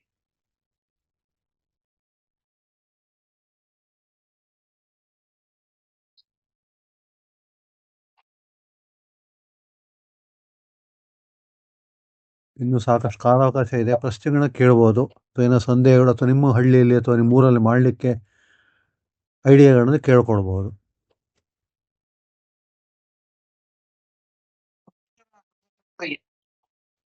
ನಮಸ್ಕಾರ. ಯಾರು? ಅಖಿಲೇಶ್ ಚಿಪ್ಳಿ. ಹೌದು ಹೇಳಿ. ಅಖಿಲೇಶ್. ನಮಸ್ಕಾರ ಅಖಿಲೇಶ್. ತುಂಬಾ ಬಹಳ ಸಾವಧಾನದಿಂದ ನಿಮ್ದಷ್ಟು ಮಾತು ಕೇಳಿದೆ ನಾನು. ನನ್ಗೆ ಈ ಸ್ವ್ಯಾನ್ ಮ್ಯಾನ್ ಅಂತಂದ್ರೆ ಗಣನಕ್ಕೆ ಹೋಗಿಲ್ಲ. ಅದ ಒಂದು ಇದ್ರೊಳಗೆ ಆಗಿರೋದು. ಗೊತ್ತಿದೆ. ಆದ್ರೆ ಲಕ್ಷಕ್ಕೆ ನಾನು ಅಖಿಲೇಶ್ ಬಂದಿಲ್ಲ ಅಂತಾನೆ ಅಂದ್ಕೊಂಡು ನಾನು ಅಖಿಲೇಶ್ ಬಂದಿದ್ದಾರೆ ಅಂತ ಗೊತ್ತಿದ್ರೆ ನಾನು ಸ್ವಲ್ಪ ಇನ್ನೂ ಮತ್ತೇನೋ ಸೇರಿಸ್ತಿದ್ದೆ. ಆಮೇಲೆ ಇವತ್ತಿನ ಟಾಪಿಕ್ ಒಂಥರ ಟ್ರಿಕ್ಕಿ ಆಗಿತ್ತಿದು. ಪರಿಸರದ ಸಮಸ್ಯೆ ಅಲ್ಲ, ವ್ಯವಸ್ಥೆಯ ಸಮಸ್ಯೆ. ಅದು ನಾನು ಹೇಳಿದ, ನಾನೇ ಕ್ಲಾರಿಫೈ ಮಾಡಿದ್ದೀನಿ ಅದನ್ನ. ಮೂಲ ಪರಿಸರ ಅಲ್ಲ ನಮ್ಮ ನಾವು ಇದನ್ನ ಏನು ವ್ಯವಸ್ಥೆಯನ್ನ ಬಿಟ್ಟು ಬರೀ ಪರಿಸರವನ್ನೇ ನೋಡ್ಕೊಂಡು ಹೊರಟ್ರೆ ನಮ್ಮ ಕೆಲಸ ಅಷ್ಟು ಮಟ್ಟಿಗೆ ಅಷ್ಟು ಫಲಕಾರಿ ಆಗುದಿಲ್ಲ ಅಂತ ನಂದು. ವ್ಯವಸ್ಥೆಯ ಮೂಲಕ ನಾವು ಪರಿಸರವನ್ನು ಮಾಡಿದ್ರೆ ಹೆಚ್ಚು ಫಲಕಾರಿ ಆಗ್ತದೆ ಅಂತ ನಾನು ನನ್ನ ಅನುಭವದಿಂದ ಹೇಳಿದ್ದೆ. ಇಲ್ಲ, ಸರಿ ಇದೆ, ನೀವ್ ಹೇಳಿದ್ ಸರಿ ಇದೆ. ನಿಮ್ಮ ಎಲ್ಲಾ ನಾನು ವಿಚಾರ ಇದನ್ನ ನಾನು ನೋಡಿದೀನಿ. ನೀವು ಏನು ಮಾಡಿದೀರಿ ಅಂತ ಹೇಳಿ ನಿಮ್ಮಲ್ಲೇ ಬಂದು ನೋಡಿ ನಾನು ಎದೆಗೆ ತುಂಬಿಕೊಂಡು ಬಂದಿದ್ದೀರಿ ಅಲ್ಲಿಂದ. ನೀವು ಮಾಡಿದ ಕೆಲಸ ಎಲ್ಲ ನೋಡ್ಕೊಂಡು. ಬಟ್ ಇವತ್ತಿನ ವಿಷಯದಲ್ಲಿ ಟ್ರಿಕ್ಕಿ ಏನಿದೆ ಅಂತಂದ್ರೆ, ಈಗ ನೀವು ಬೈಕ್ ಸಂಸ್ಥೆ ಮೂಲಕ ಅಥವಾ ನಿಮ್ಮ ಡೆಡಿಕೇಶನ್ ಮೂಲಕ ನಿಮ್ಮ ಟೀಮಿನ ಮೂಲಕ ನೀವು ಮಾಡಿದ್ರಿ. ವ್ಯವಸ್ಥೆ ಅನ್ನೋದು ಬೇರೆ ಇದೆ. ಈಗ ಬಯಲು ನಾಡಿನಲ್ಲಿ ನೀವು 20 ಲಕ್ಷ ಗಿಡ ನೆಟ್ಟಿದ್ದು, ಅದರಲ್ಲಿ ಬಹುತೇಕ 99% ಉಳಿದಿದ್ದು, ಅಲ್ಲಿ ಜನರ ಇದಾಗಿದ್ದು ಎಲ್ಲದು ಬಹಳ ಸಂತೋಷದ ವಿಚಾರ, ಬಹಳ ಹೆಮ್ಮೆಯ, ಬಹಳ ಗರ್ವದ ವಿಚಾರ. ಈ ವ್ಯವಸ್ಥೆ ಅನ್ನೋದನ್ನ ನಾವು ಹೆಂಗೆ ಡಿಫೈನ್ ಮಾಡ್ತೀವಿ ಅನ್ನೋದು ಕೂಡ ನಮ್ಗೆ ಇದು ಬರುತ್ತೆ. ನೀವು ಗಾಂಧಿ ಮಾದರಿಯಲ್ಲಿ ನೀವು ನಿಮ್ಮ ತ್ಯಾಗವನ್ನು ಮಾಡ್ಕೊಂಡು ನೀವೆಲ್ಲ ಸಾಧನೆ ಮಾಡಿದ್ವಿ, ಹೌದು. ಅದಷ್ಟಕ್ಕೆ ಮಾತ್ರ ಸೀಮಿತ ಆಯ್ತು ಅಲ್ಲಿ ಇದರಲ್ಲಿ ಧಾರವಾಡ ಮತ್ತೆ ಉತ್ತರ ಕನ್ನಡ ಭಾಗದಲ್ಲಿ. ನಾನು ಇಲ್ಲಿ ಕೆಲವು ಸಣ್ಣ ಪುಟ್ಟ ಕೆಲಸಗಳನ್ನು ಮಾಡಿದ್ದೀನಿ. ಆದ್ರೆ ಜನರ ಸಹಭಾಗಿತ್ವ ಏನಿದೆ, ಈ ವ್ಯವಸ್ಥೆ ಸಹಭಾಗಿತ್ವವನ್ನು ನುಂಗಿ ನುಣಿತಾ ಇದೆಯಲ್ಲ, 5 ಕೆರೆಗಳನ್ನ ರಿಜಿವೇಟ್ ಮಾಡಿದವನು. ವ್ಯವಸ್ಥೆ ಸಹಭಾಗಿತ್ವ ಏನಾಯ್ತು ಅಂದ್ರಿ? ಅಲ್ಲ, ವ್ಯವಸ್ಥೆ ಅನ್ನೋದು ನಾವು ನೇರವಾಗಿ ನಾವು ಆರೋಪ ಮಾಡೋದು ಸರ್ಕಾರದ ಮೇಲೆ ಮಾಡ್ಬೇಕಾಗತ್ತೆ ನಾವು. ಈಗ ಪ್ರಹ್ಲಾದ್ ಜೋಶಿ ಅವರೆಲ್ಲ ಬಂದು ಹೇಳಿದ್ರು ಅಂತಂದ್ರಿ. ಆ ಪ್ರಹ್ಲಾದ್ ಜೋಶಿ ಅವರು ನಿಮ್ಮ ಕ್ಷೇತ್ರದ MP ಗಳು ಹೆಂಗೆ ಗೊತ್ತಿಲ್ಲ ನಂಗೆ. ಹೌದು. ಅಂತ ವ್ಯವಸ್ಥೆಯನ್ನ ರೂಪಿಸುವವರು ವ್ಯವಸ್ಥೆ ಒಳಗಿದ್ದವರು. ನಾವು ಇದು ಸ್ವಲ್ಪ ಈ ಗೊಂದಲ ಇದೆ. ನಾನು ವ್ಯವಸ್ಥೆ ಅಂತ ಹೇಳ್ತಾ ಇದ್ದದ್ದು ರಾಜಕೀಯ ವ್ಯವಸ್ಥೆ ಕುರಿತು ನಾ ಮಾತಾಡ್ಲಿಲ್ಲ. ಅದರಲ್ಲೂ ಸಮಸ್ಯೆ ಇದೆ, ಅದರಲ್ಲಿ ಬಹಳ ದೊಡ್ಡ ಸಮಸ್ಯೆ ಇದೆ. ನಾನು ಹೇಳಿದ್ದು ಒಟ್ಟಾರೆ ವ್ಯವಸ್ಥೆ, ಪಾರಿಸರಿಕ ವ್ಯವಸ್ಥೆ. ಪರಿಸರ ಅಂದ್ರೆ ಬರೇ ಗಿಡ ಮರಗಳು, ಮಣ್ಣು ನೀರು ಅಷ್ಟೇ ಅಲ್ಲ, ಜನ ಇದ್ದಾರೆ, ಹಳ್ಳಿಗಳಿದ್ದಾವೆ, ಜೀವನ ಇದೆ, ಅವರ ಆದಾಯ ತರುವ ಉದ್ಯೋಗ ಇದೆ, ಇದೆಲ್ಲ ಇಟ್ಕೊಂಡು ಮಾಡ್ಬೇಕು ಅಂತ ಅನ್ನೋದು. ಸರ್, ವ್ಯವಸ್ಥೆ ಅಂದ್ರೆ ನಾವು ಬಹಳ ದೊಡ್ಡ ಚೌಕಟ್ಟಿನಲ್ಲಿ ನೋಡುವಾಗ ವ್ಯವಸ್ಥೆ ರಾಜಕೀಯವೂ ಬರ್ತದೆ. ನಾನು ಹೇಳ್ತಾ ಇರೋದು ರಾಜಕೀಯ ಬಿಟ್ಟು ವ್ಯವಸ್ಥೆ ಇಲ್ಲ. ಯಾಕೆಂದ್ರೆ ಪ್ರತಿ ಕಾನೂನು, ಪ್ರತಿ ನೀತಿ ನಿಯಮ ರೂಪಿಸೋರು ಅವರೇ, ಅದಕ್ಕೆ ಅಬೈಡ್ ಆಗಿ ನಡೆಯೋರು ನಾವು. ಹಾಗಾಗಿ ವ್ಯವಸ್ಥೆ ಒಳಗೆ ರಾಜಕೀಯವನ್ನ ಬಿಟ್ರೆ ಅದು ಆ ವ್ಯವಸ್ಥೆ ನಾವೇ ಇಂಡಿಪೆಂಡೆಂಟ್ ಮಾಡ್ಕೊಳಕ್ ಆಗೋದಿಲ್ಲ. ನೀವು ಕಷ್ಟಪಟ್ಟು ಮಾಡಿದ್ರಿ ಅಲ್ಲಿ ಅಷ್ಟು ದೊಡ್ಡ ಆಯ್ತು, ಎಲ್ಲ ಕಡೆ ಸಾಧ್ಯವ? ವ್ಯವಸ್ಥೆ ಅನ್ನೋದು ಏನು ಅನ್ನೋದು ಡೆಫಿನೇಷನ್ ಬೇಕು, ಒಂದು ಡಿಫೈನ್ ಮಾಡ್ಬೇಕು, ನಮ್ಗೆ ಇದು ಬರುತ್ತೆ. ಈಗ ಅದನ್ನ ದೊಡ್ಡ ಚೌಕಟ್ಟಲ್ಲಿ ಹೇಳ್ಬೋದಿತ್ತು ಅಂತ ನಂದು ಒಂದು ರಿಕ್ವೆಸ್ಟ್ ಅಷ್ಟೇ. ಮತ್ತೆ ಒಂದು ಮಾತು ಹೇಳ್ತೀನಿ ನಾನು. ಈಗ ಆವಾಗ ಬೈಕ್ ಸಂಸ್ಥೆ ನೀವೆಲ್ಲ ಅಂದಿರಲ್ಲ, ಈಗ ಯಾವ್ದು ಇಲ್ಲ ನನ್ನ ಹತ್ರ, ಯಾವ ಫಂಡಿಂಗ್ ಇಲ್ಲ, ಯಾವ ಅಂದ್ರೆ ಜನರಿಗೆ ಕೊಡುವಂತದ್ದು ಏನೂ ಇಲ್ಲ ನನ್ನ ಕೈಲಿ. ಆದ್ರೂ ನಾನು ಕೂತ್ಕೊಂಡು ಗ್ರಾಮ ವಿಕಾಸ ಸಮಿತಿಯನ್ನ ಮಾಡ್ತಾ ಇದ್ದೇನೆ, ಮಾಡಿದ್ದೇವೆ. ಅಂದ್ರೆ 11 ಹಳ್ಳಿಗಳಲ್ಲಿ ಮಾಡಿದ್ದೀವಿ, ಇನ್ನೊಂದು ಹಳ್ಳಿಯಲ್ಲಿ ಬಾಕಿ ಇದೆ. ಇದು ಸಹಿತ ಈಗ ನನಗೆ ಆಶಾದಾಯಕವಾಗಿ ಕಾಣ್ತಾ ಇದೆ ಅಂತ. ಪರಿಸರದ ಕೆಲಸಗಳನ್ನು ಇನ್ನು ತಗೊಳ್ಳಿಕ್ ಆಗಿಲ್ಲ. ಯಾಕಂದ್ರೆ ಹಳ್ಳಿಯಲ್ಲಿ ನಿಮ್ಮ ಸಮಸ್ಯೆ ಏನು ಅಂತ ಗುರುತಿಸಿ ಅಂತಂದಾಗ ಮೊದಲೇ ಪರಿಸರ ಸಮಸ್ಯೆ ಅಂತ ಬರುವುದಿಲ್ಲ. ಆದ್ರೆ ಬರಬಹುದು ಅಂತ ಆಸೆ ಇದೆ, ಅಥವಾ ನಾವಾದ್ರೂ ಸ್ವಲ್ಪ ಟ್ರಿಗರ್ ಮಾಡಿದ್ರೆ ಬರ್ತದೆ. ಪ್ಲಾಸ್ಟಿಕ್ಕಿನ ವಿಷಯ ಆಗ್ಲೇ ಬಂದಿದೆ. ಇಲ್ಲ, ನಾನು ಸ್ವಲ್ಪ ನೀವು ದೊಡ್ಡ ಚೌಕಟ್ಟು ತಗೊಂಡು ಮಾತಾಡಿದ್ರೆ ಇನ್ನೂ ಚಲೋ ಆಗ್ತಿತ್ತು ಅಂತ ನಾನು ಹೇಳಿದ್ದೆ ಅಷ್ಟೇ. ನನ್ನ ರಿಕ್ವೆಸ್ಟ್ ಅಷ್ಟೇ.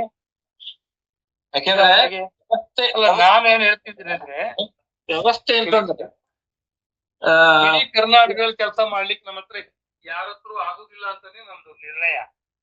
ನಾವೆಲ್ಲರೂ ನಮ್ಮ ಹಳ್ಳಿಗಳಲ್ಲಿ ಸುತ್ತಮುತ್ತಲು 16 ಹಳ್ಳಿಗಳಲ್ಲಿ ಕೆಲಸ ಮಾಡಬಹುದು ಅಂತ ನಮ್ದು.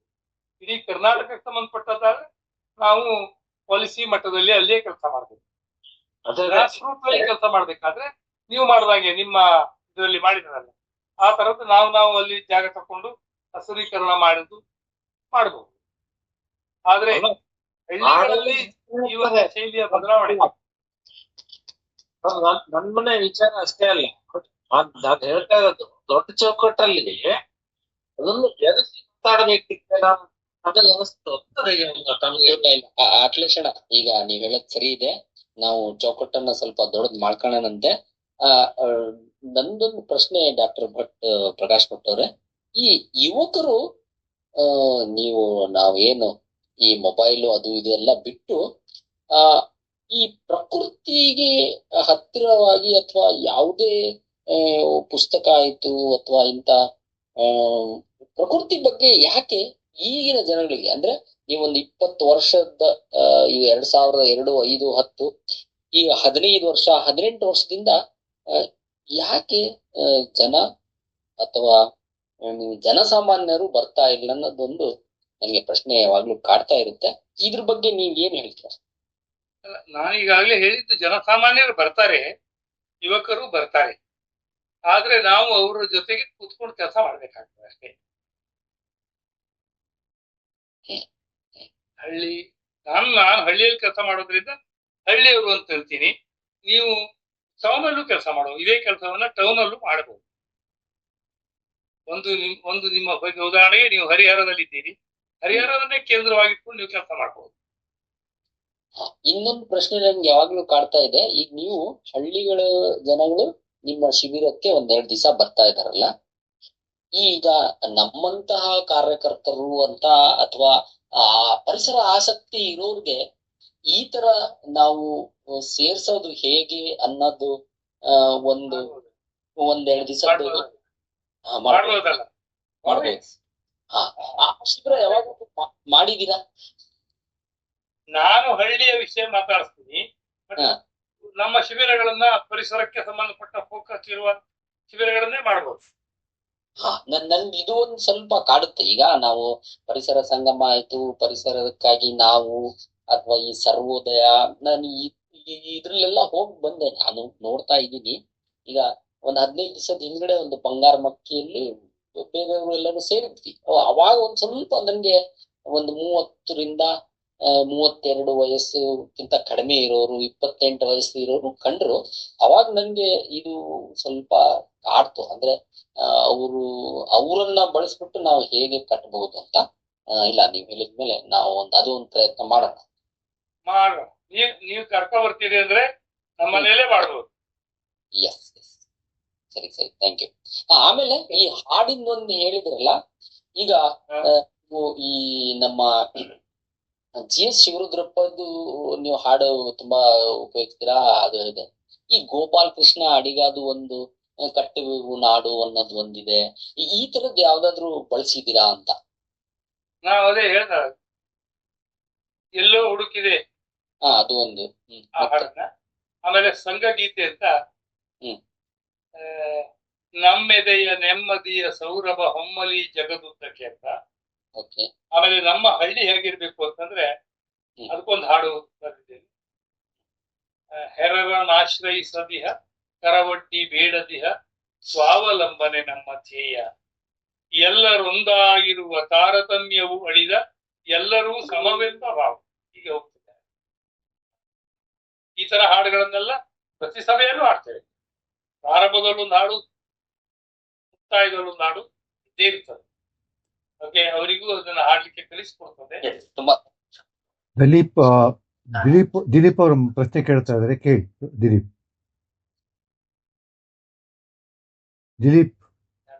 ದಿಲೀಪ್ ನಾಯಕರು ಪ್ರಶ್ನೆ ಕೇಳಬೇಕು ಅಂತ ಹ್ಯಾಂಡ್ ರೈಸ್ ಮಾಡಿದ್ದಾರೆ. ದಿಲೀಪ್ ಅವರೇ ಅನ್ಮ್ಯೂಟ್ ಮಾಡಿ ಪ್ರಶ್ನೆ ಕೇಳಿ. ದಿಲೀಪ್ ಅವರು ಪ್ರಶ್ನೆ ಒಂದಿದೆ, ನಾನು ಇಲ್ಲಿ ಹೇಳ್ತೀನಿ. ಅವ್ರು ಹೇಳೋದು, ಸರ್ಕಾರದಿಂದ ಪ್ರತಿ ಜಿಲ್ಲೆಗೆ ಸ್ವಲ್ಪ ಜಾಗ ಕೊಟ್ಟು ಅಲ್ಲಿ ಸ್ವಲ್ಪ ಕಾಡು ಬೆಳೆಸಿ ಈಗ ನೀರಿನ ಒಂದು ಇಂಗಿಸೋದು ಈ ರೀತಿ ಮಾಡ್ಬೋದಲ್ಲ, ಯಾಕೆ, ಇದ್ರ ಬಗ್ಗೆ ಏನ್ ಹೇಳ್ತೀನಿ ಅಂತ ಕೇಳ್ತಾ ಇದ್ದಾರೆ.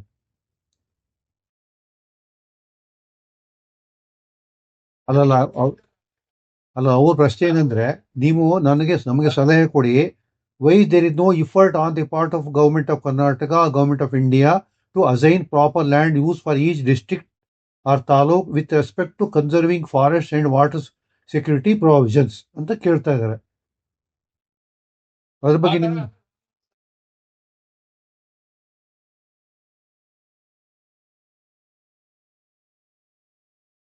ಅಲ್ಲ ಇದರಲ್ಲಿ ಹೌದು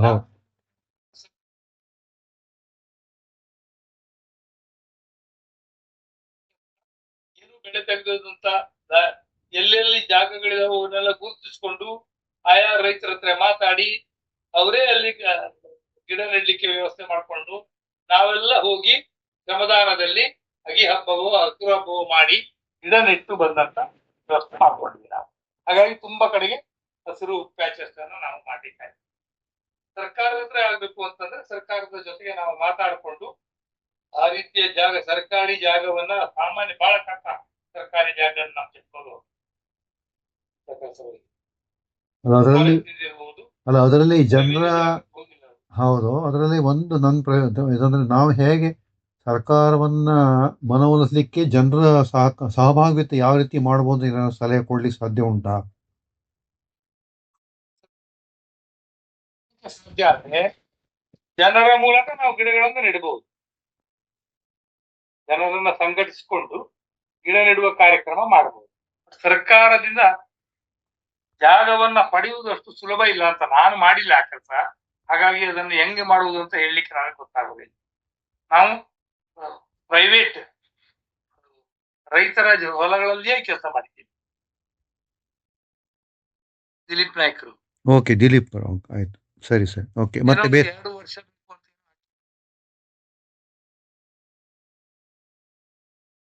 ಓಕೆ, ಬೇರೆ ಯಾವ್ದಾದ್ರು ಪ್ರಶ್ನೆ ಕೇಳಿದ್ರೆ ಎರಡು- ಕೇಳ್ಬೋದು.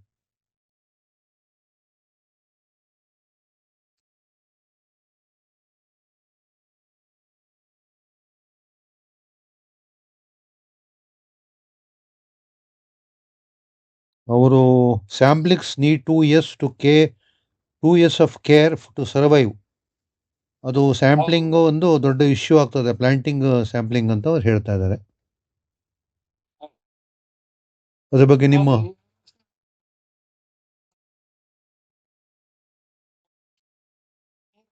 ಬೆಳೆಸೋದೆಲ್ಲ ಬಹಳ ಕಷ್ಟ. ನಾವಂತೂ ಕೊಡ್ಲಿಲ್ಲ. ಸಣ್ಣ ಸಣ್ಣ ಗಿಡಗಳನ್ನು ನೆಟ್ಟು ನೀರು ಕೊಡದೆ ಹಾರ್ಟಿಕಲ್ಚರ್ಗೆ ಹೇಳ್ತಲ್ಲ, ಚಕ್ಕಡಿ ಕೈಗಾಡಿಗಳಲ್ಲಿ ನೀರು ತಂದು ಉಣಿಸಿದ್ದಾರೆ ಜನ. ಹಾಗಾಗಿ ಅವು 50% ಸರ್ವೈವಲ್, ಬೆಸ್ಟ್ ಸರ್ವೈವಲ್, 50ರಿಂದ 60% ಉಳ್ಕೊಂಡಿದ್ದಾವೆ. 20 ಲಕ್ಷ ಗಿಡ ನೆಟ್ಟರೆ 10 ಲಕ್ಷ ಗಿಡಗಳು ಇರಬಹುದು ಅಂತ ಒಂದು ಅಂದಾಜು. ಓಕೆ, ಕೃಷಿ ಕಿಸಾನ್ ಅಂತ ಯಾರೋ ಒಬ್ರು ಕೈ ಎತ್ತಿದ್ದಾರೆ. ಪ್ರಶ್ನೆ ಕೇಳಿ, ಅನ್ಮ್ಯೂಟ್ ಮಾಡಿ ಪ್ರಶ್ನೆ ಕೇಳಿ. ಸರ್, ಇದು ಈಗ ಗುಡ್ಡ ಪ್ರದೇಶ ಇದೆ, ಖಾಲಿ ಇದೆ ಗುಡ್ಡ ಪ್ರದೇಶ. ಅದು ಮೊದ್ಲಿಂದಲೂ ಖಾಲಿಯೇ ಇದೆ ಗುಡ್ಡಗಳು. ಅದರಲ್ಲಿ ಹುಲ್ಲು ಮಾತ್ರ ಬೆಳೀತದೆ ವಿನಃ ಯಾವುದೇ ಗಿಡಗಳು ಬೆಳೆಯುವುದಿಲ್ಲ. ಅಲ್ಲಿ ನಾವು ಹೋಗಿ ಗಿಡ ನಾಟಿ ಮಾಡಿದ್ರೆ ಗಿಡಗಳ ಜೊತೆಗೆ ಭೂಮಿ ಕೂಡ ಜಾರುವ ಜಾಸ್ತಿ ಇದೆ. ಆದ್ರೆ ನಿಮ್ ಹೆಸರೇನಂತ? ನಂದು ಸುಕೀರ್ತಿ ಜೈನ್ ಅಂತ ಹೇಳಿ, ಕೃಷಿ ಕಿಸಾನ್ ರಕ್ಷಣಾ ಸಂಘದ ಅಧ್ಯಕ್ಷ. ಅಲ್ಲಿ ಇದು ಆ ಜಾಗ ಯಾರದು ಅಂತ ಅನ್ನೋದನ್ನ ಮೊದಲು ಕಂಡುಕೊಳ್ಬೇಕು. ಏನು ಹಾಗೆ ಖಾಲಿ ಬಿಟ್ಟಿರ್ತಾರಲ್ಲ, ಅದು ಸರ್ಕಾರದ್ದು, ಅದು ಪಂಚಾಯತಿಗೆ ಸೇರಿದ್ದು ಅಥವಾ ಪ್ರೈವೇಟ್ ಜಾಗವೋ ಅಂತ ಅವರ ಸಂಬಂಧಪಟ್ಟವರದ್ದು. ಸರ್ಕಾರದ್ದಾದ್ರೆ ಕೃಷಿ ಇವರದು ಫಾರೆಸ್ಟ್ ಇಲಾಖೆಯದೋ ಅಥವಾ ರೆವಿನ್ಯೂ ಜಾಗವೋ, ಇವೆಲ್ಲ ನೋಡ್ಕೊಂಡು ಆ ಸಂಬಂಧಪಟ್ಟವರ ಮನವೊಲಿಸ್ಕೊಂಡು ಅವರ ಒಪ್ಪಿಗೆ ಪಡ್ಕೊಂಡು ಅಲ್ಲಿ ಗಿಡ ನೆಡ್ಬೇಕಾಗ್ತದೆ, ಮಾಡ್ಬೋದು. ಅಲ್ಲ, ಗಿಡ ನೆಟ್ರೆ ಮುಂದೆ ಅದು ಮಣ್ಣು ಜಾರುವಿಕೆ ಸ್ಟಾರ್ಟ್ ಆಗುತ್ತೆ ಅಂತ ನನ್ನ ಒಂದು ಅಂದ್ರೆ ನಮ್ಮ ರೆಂಜಾಳದಲ್ಲಿ ಈಗ ಒಂದು ದೊಡ್ಡ ಜಾಗ, 1.5 ಎಕರೆ ಜಾಗವೇ ಸ್ಲೈಡ್ ಆಗ್ತಾ ಇದೆ. ಇಷ್ಟ ತನಕ ಸ್ಲೈಡ್ ಆಗಿಲ್ಲ, ಮತ್ತೆ ಸ್ಲೈಡ್ ಆಗ್ತಾ ಇದೆ. ಗಿಡ ನೆಟ್ಟಿದ್ರಿಂದ ಹಾಗಾಗಿದೆ ಅಂತನಾ? ಹೌದು, ಅದಂದ್ರೆ ಈ ಅಕೇಶಿಯ ಗಿಡಗಳಿದ್ದಾವಲ್ಲ, ಅದು ಅದರಲ್ಲಿ ಬೆಳೆದಿತ್ತಂತೆ. ಅದನ್ನು ಕಟಾವ್ ಮಾಡಿ ಇಟ್ಟಿದ್ದಾರೆ 1 ವರ್ಷದ ಹಿಂದೆ. ಅದೀಗ ಆ ಗುತ್ತಿಗಳೆಲ್ಲ, ಅದು ಆಕ್ಚುಲ್ ಅಕೇಶಿಯ ಗಿಡಗಳಿಗೆ ತಾಯಿ ಬೇರಿಲ್ಲ, ಅದು ಸುತ್ತ ಬೆಳೆದು ಭೂಮಿಯ ಫಲವತ್ತತೆಯನ್ನು ಹೀರ್ಕೊಂಡು ಮೇಲೆ ಬರುದು. ಅದು ಈಗ ಹೇಗಿದೆ ಅಂದ್ರೆ ಅದನ್ನೆಲ್ಲ ಕಟ್ ಮಾಡಿ ತೆಗ್ದಿದ್ದಾರೆ. ಬಟ್ ಈಗ ಅಷ್ಟು 1.5 ಎಕರೆ ಜಾಗ ಎಲ್ಲ ಸ್ಲೈಡ್ ಆಗ್ತಾ ಇದೆ.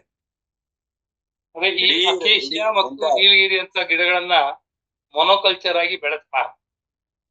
ಅದು ಮೊದಲು ಬೆಳೆಸಿದ್ದಾರೆ, ಮ್ಯಾಂಜಮ್ ಮತ್ತೆ ಅದು ಅಕೇಶಿಯಾನ. ಈಗ ಅಕೇಶಿಯಾ ಬೆಳೆಸೋದ್ರಿಂದಲೇ ಅದು ಭೂಮಿ ಸ್ಲೈಡ್ ಆಗ್ತಾ ಇದೆ. ಅದು ತಪ್ಪು ನಿರ್ಧಾರ ಕೈಗೊಂಡಿದ್ದಾರೆ ಅವಾಗ. ಈಗ ಅಕೇಶಿಯಾ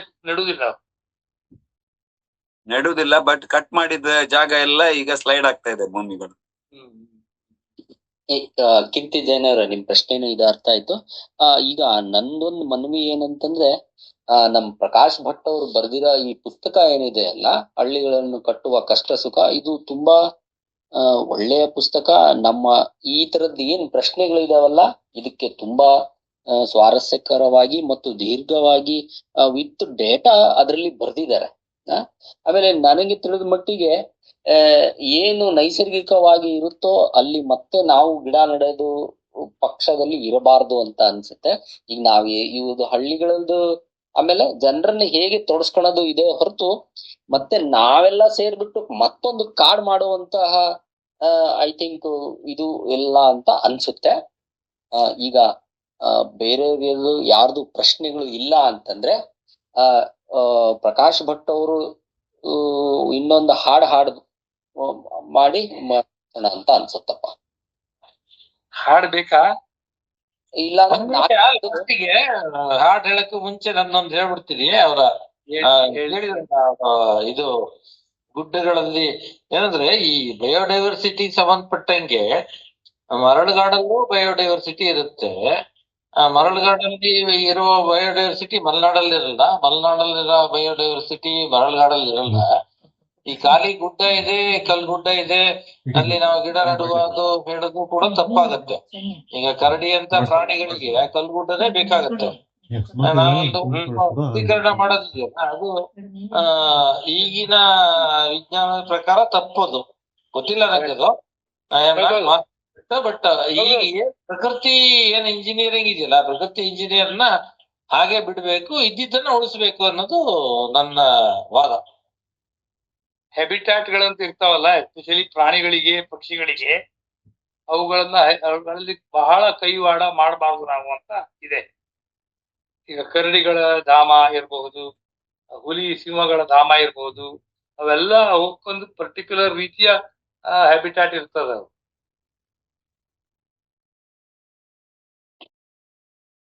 ಹೌದು ಹೌದು. ಆದ್ರೆ ಬೀಳುಗಳು ಎಲ್ಲ ಹರಡಿ ಕೆಲವು ದೊಡ್ಡ ದೊಡ್ಡ ಮರಗಳನ್ನೆಲ್ಲ ಬಗ್ಸಿ ಇಟ್ಟಿದ್ದಾವೆ ಬೀಳುಗಳು. ಆ ಬೀಳುಗಳಿಂದಾಗಿ ಕೂಡ ಮರಗಳೆಲ್ಲ ನಾಶ ಆಗ್ತಾ ಇದ್ದಾವೆ. ಈ ಬೀಳು ಇದಾವಲ್ಲ, ಮೊದಲೆಲ್ಲ ಬೀಳನ್ನು ತೆಗೆದು ಏನೋ ಬುಟ್ಟಿ ಎಲ್ಲ ಹೆಣಿತಾ ಇದ್ರು, ಈಗ ಅದನ್ನು ಮುಟ್ತಾ ಇಲ್ಲ. ಅದೆಲ್ಲ ಇಡೀ ಕಾಡಲ್ಲಿರುವ ಮರಗಳನ್ನೆಲ್ಲ ಬಗ್ಸ್ತಾ ಇದ್ದಾವೆ ಬೀಳುಗಳು. ಬೀಳು ಗೊತ್ತಾಗಿಲ್ಲ. ಬೀಳಂದ್ರೆ ಬೇರ್ ಬಟ್ಟಿ ಎಲ್ಲ ಹೆಣಿತಾ ಇದ್ರಲ್ಲ, ಬುಟ್ಟಿ, ತೊರ ಕಡಲೆ ಬೀಳು ಅಂತದೆಲ್ಲ ಬೀಳುಗಳು ಈಗ ಕಾಡಲ್ಲೆಲ್ಲ ಜಾಸ್ತಿ ಆಗಿ ಬಿಟ್ಟಿದ್ದಾವೆ. ಅದು ಇಡೀ ಮರವನ್ನೆಲ್ಲ ಬಗ್ಸ್ತಾ ಇದ್ದಾವೆ. ಬಗ್ಗಿಸ್ತಾ ಇದ್ದಾವ? ಹಾ, ಅದು ಬೆಳೆದು ಇಡೀ ಮರ, ಅದು ಇಷ್ಟು ದಪ್ಪ ಆಗಿ ಮರವನ್ನೇ ಹಾ, ಬಳ್ಳಿಗಳು, ದೊಡ್ಡ ದೊಡ್ಡ ಬಳ್ಳಿಗಳು, ಕಡಲೆ ಬಳ್ಳಿ ಅಂತದೆಲ್ಲ. ಒಂದೇ ನಿಮಿಷ ನಾ ಹೇಳ್ತೀನಿ. ಇದು ಇಬ್ರು ಈ ಬಿದುರಲ್ಲ, ಈಗ ರ್ಯಾಟನ್ ಅಂತ ಏನಂತಾರಲ್ಲ, ಅದ್ರದ್ ಬಗ್ಗೆ ಹೇಳ್ತಾ ಇದಾರೆ. ಅದು ಇನ್ನೊಂದು ಇದಕ್ಕೆ ತಗೊಂಡು ಹೋಗುತ್ತೆ, ನಮ್ಗೆ ಇನ್ನೊಂದು ಬೇರೆ ವಿಷಯಾಂತರ ಆಗುತ್ತೆ ಅದು. ಸುಕೃತಿ ಜೈನ್ ಅವ್ರೆ, ನನ್ ನಂಬರ್ ತಗೊಳ್ಳಿ, ನಾನು ಮಾತಾಡೋಣಂತೆ. ಇವಾಗ ಪ್ರಕಾಶ್ ಭಟ್ ಅವ್ರದ್ದು ಅನುಮತಿ ಇದ್ರೆ, ಮತ್ತೆ ಎಲ್ಲರದ್ದು ಅನುಮತಿ ಇದ್ರೆ, ನಾನೊಂದು ಹಾಡ್ಬೇಕಂತ ಇದೀನಿ. ಇದು ನಿಸರ್ಗಕ್ಕೆ ಸಂಬಂಧ.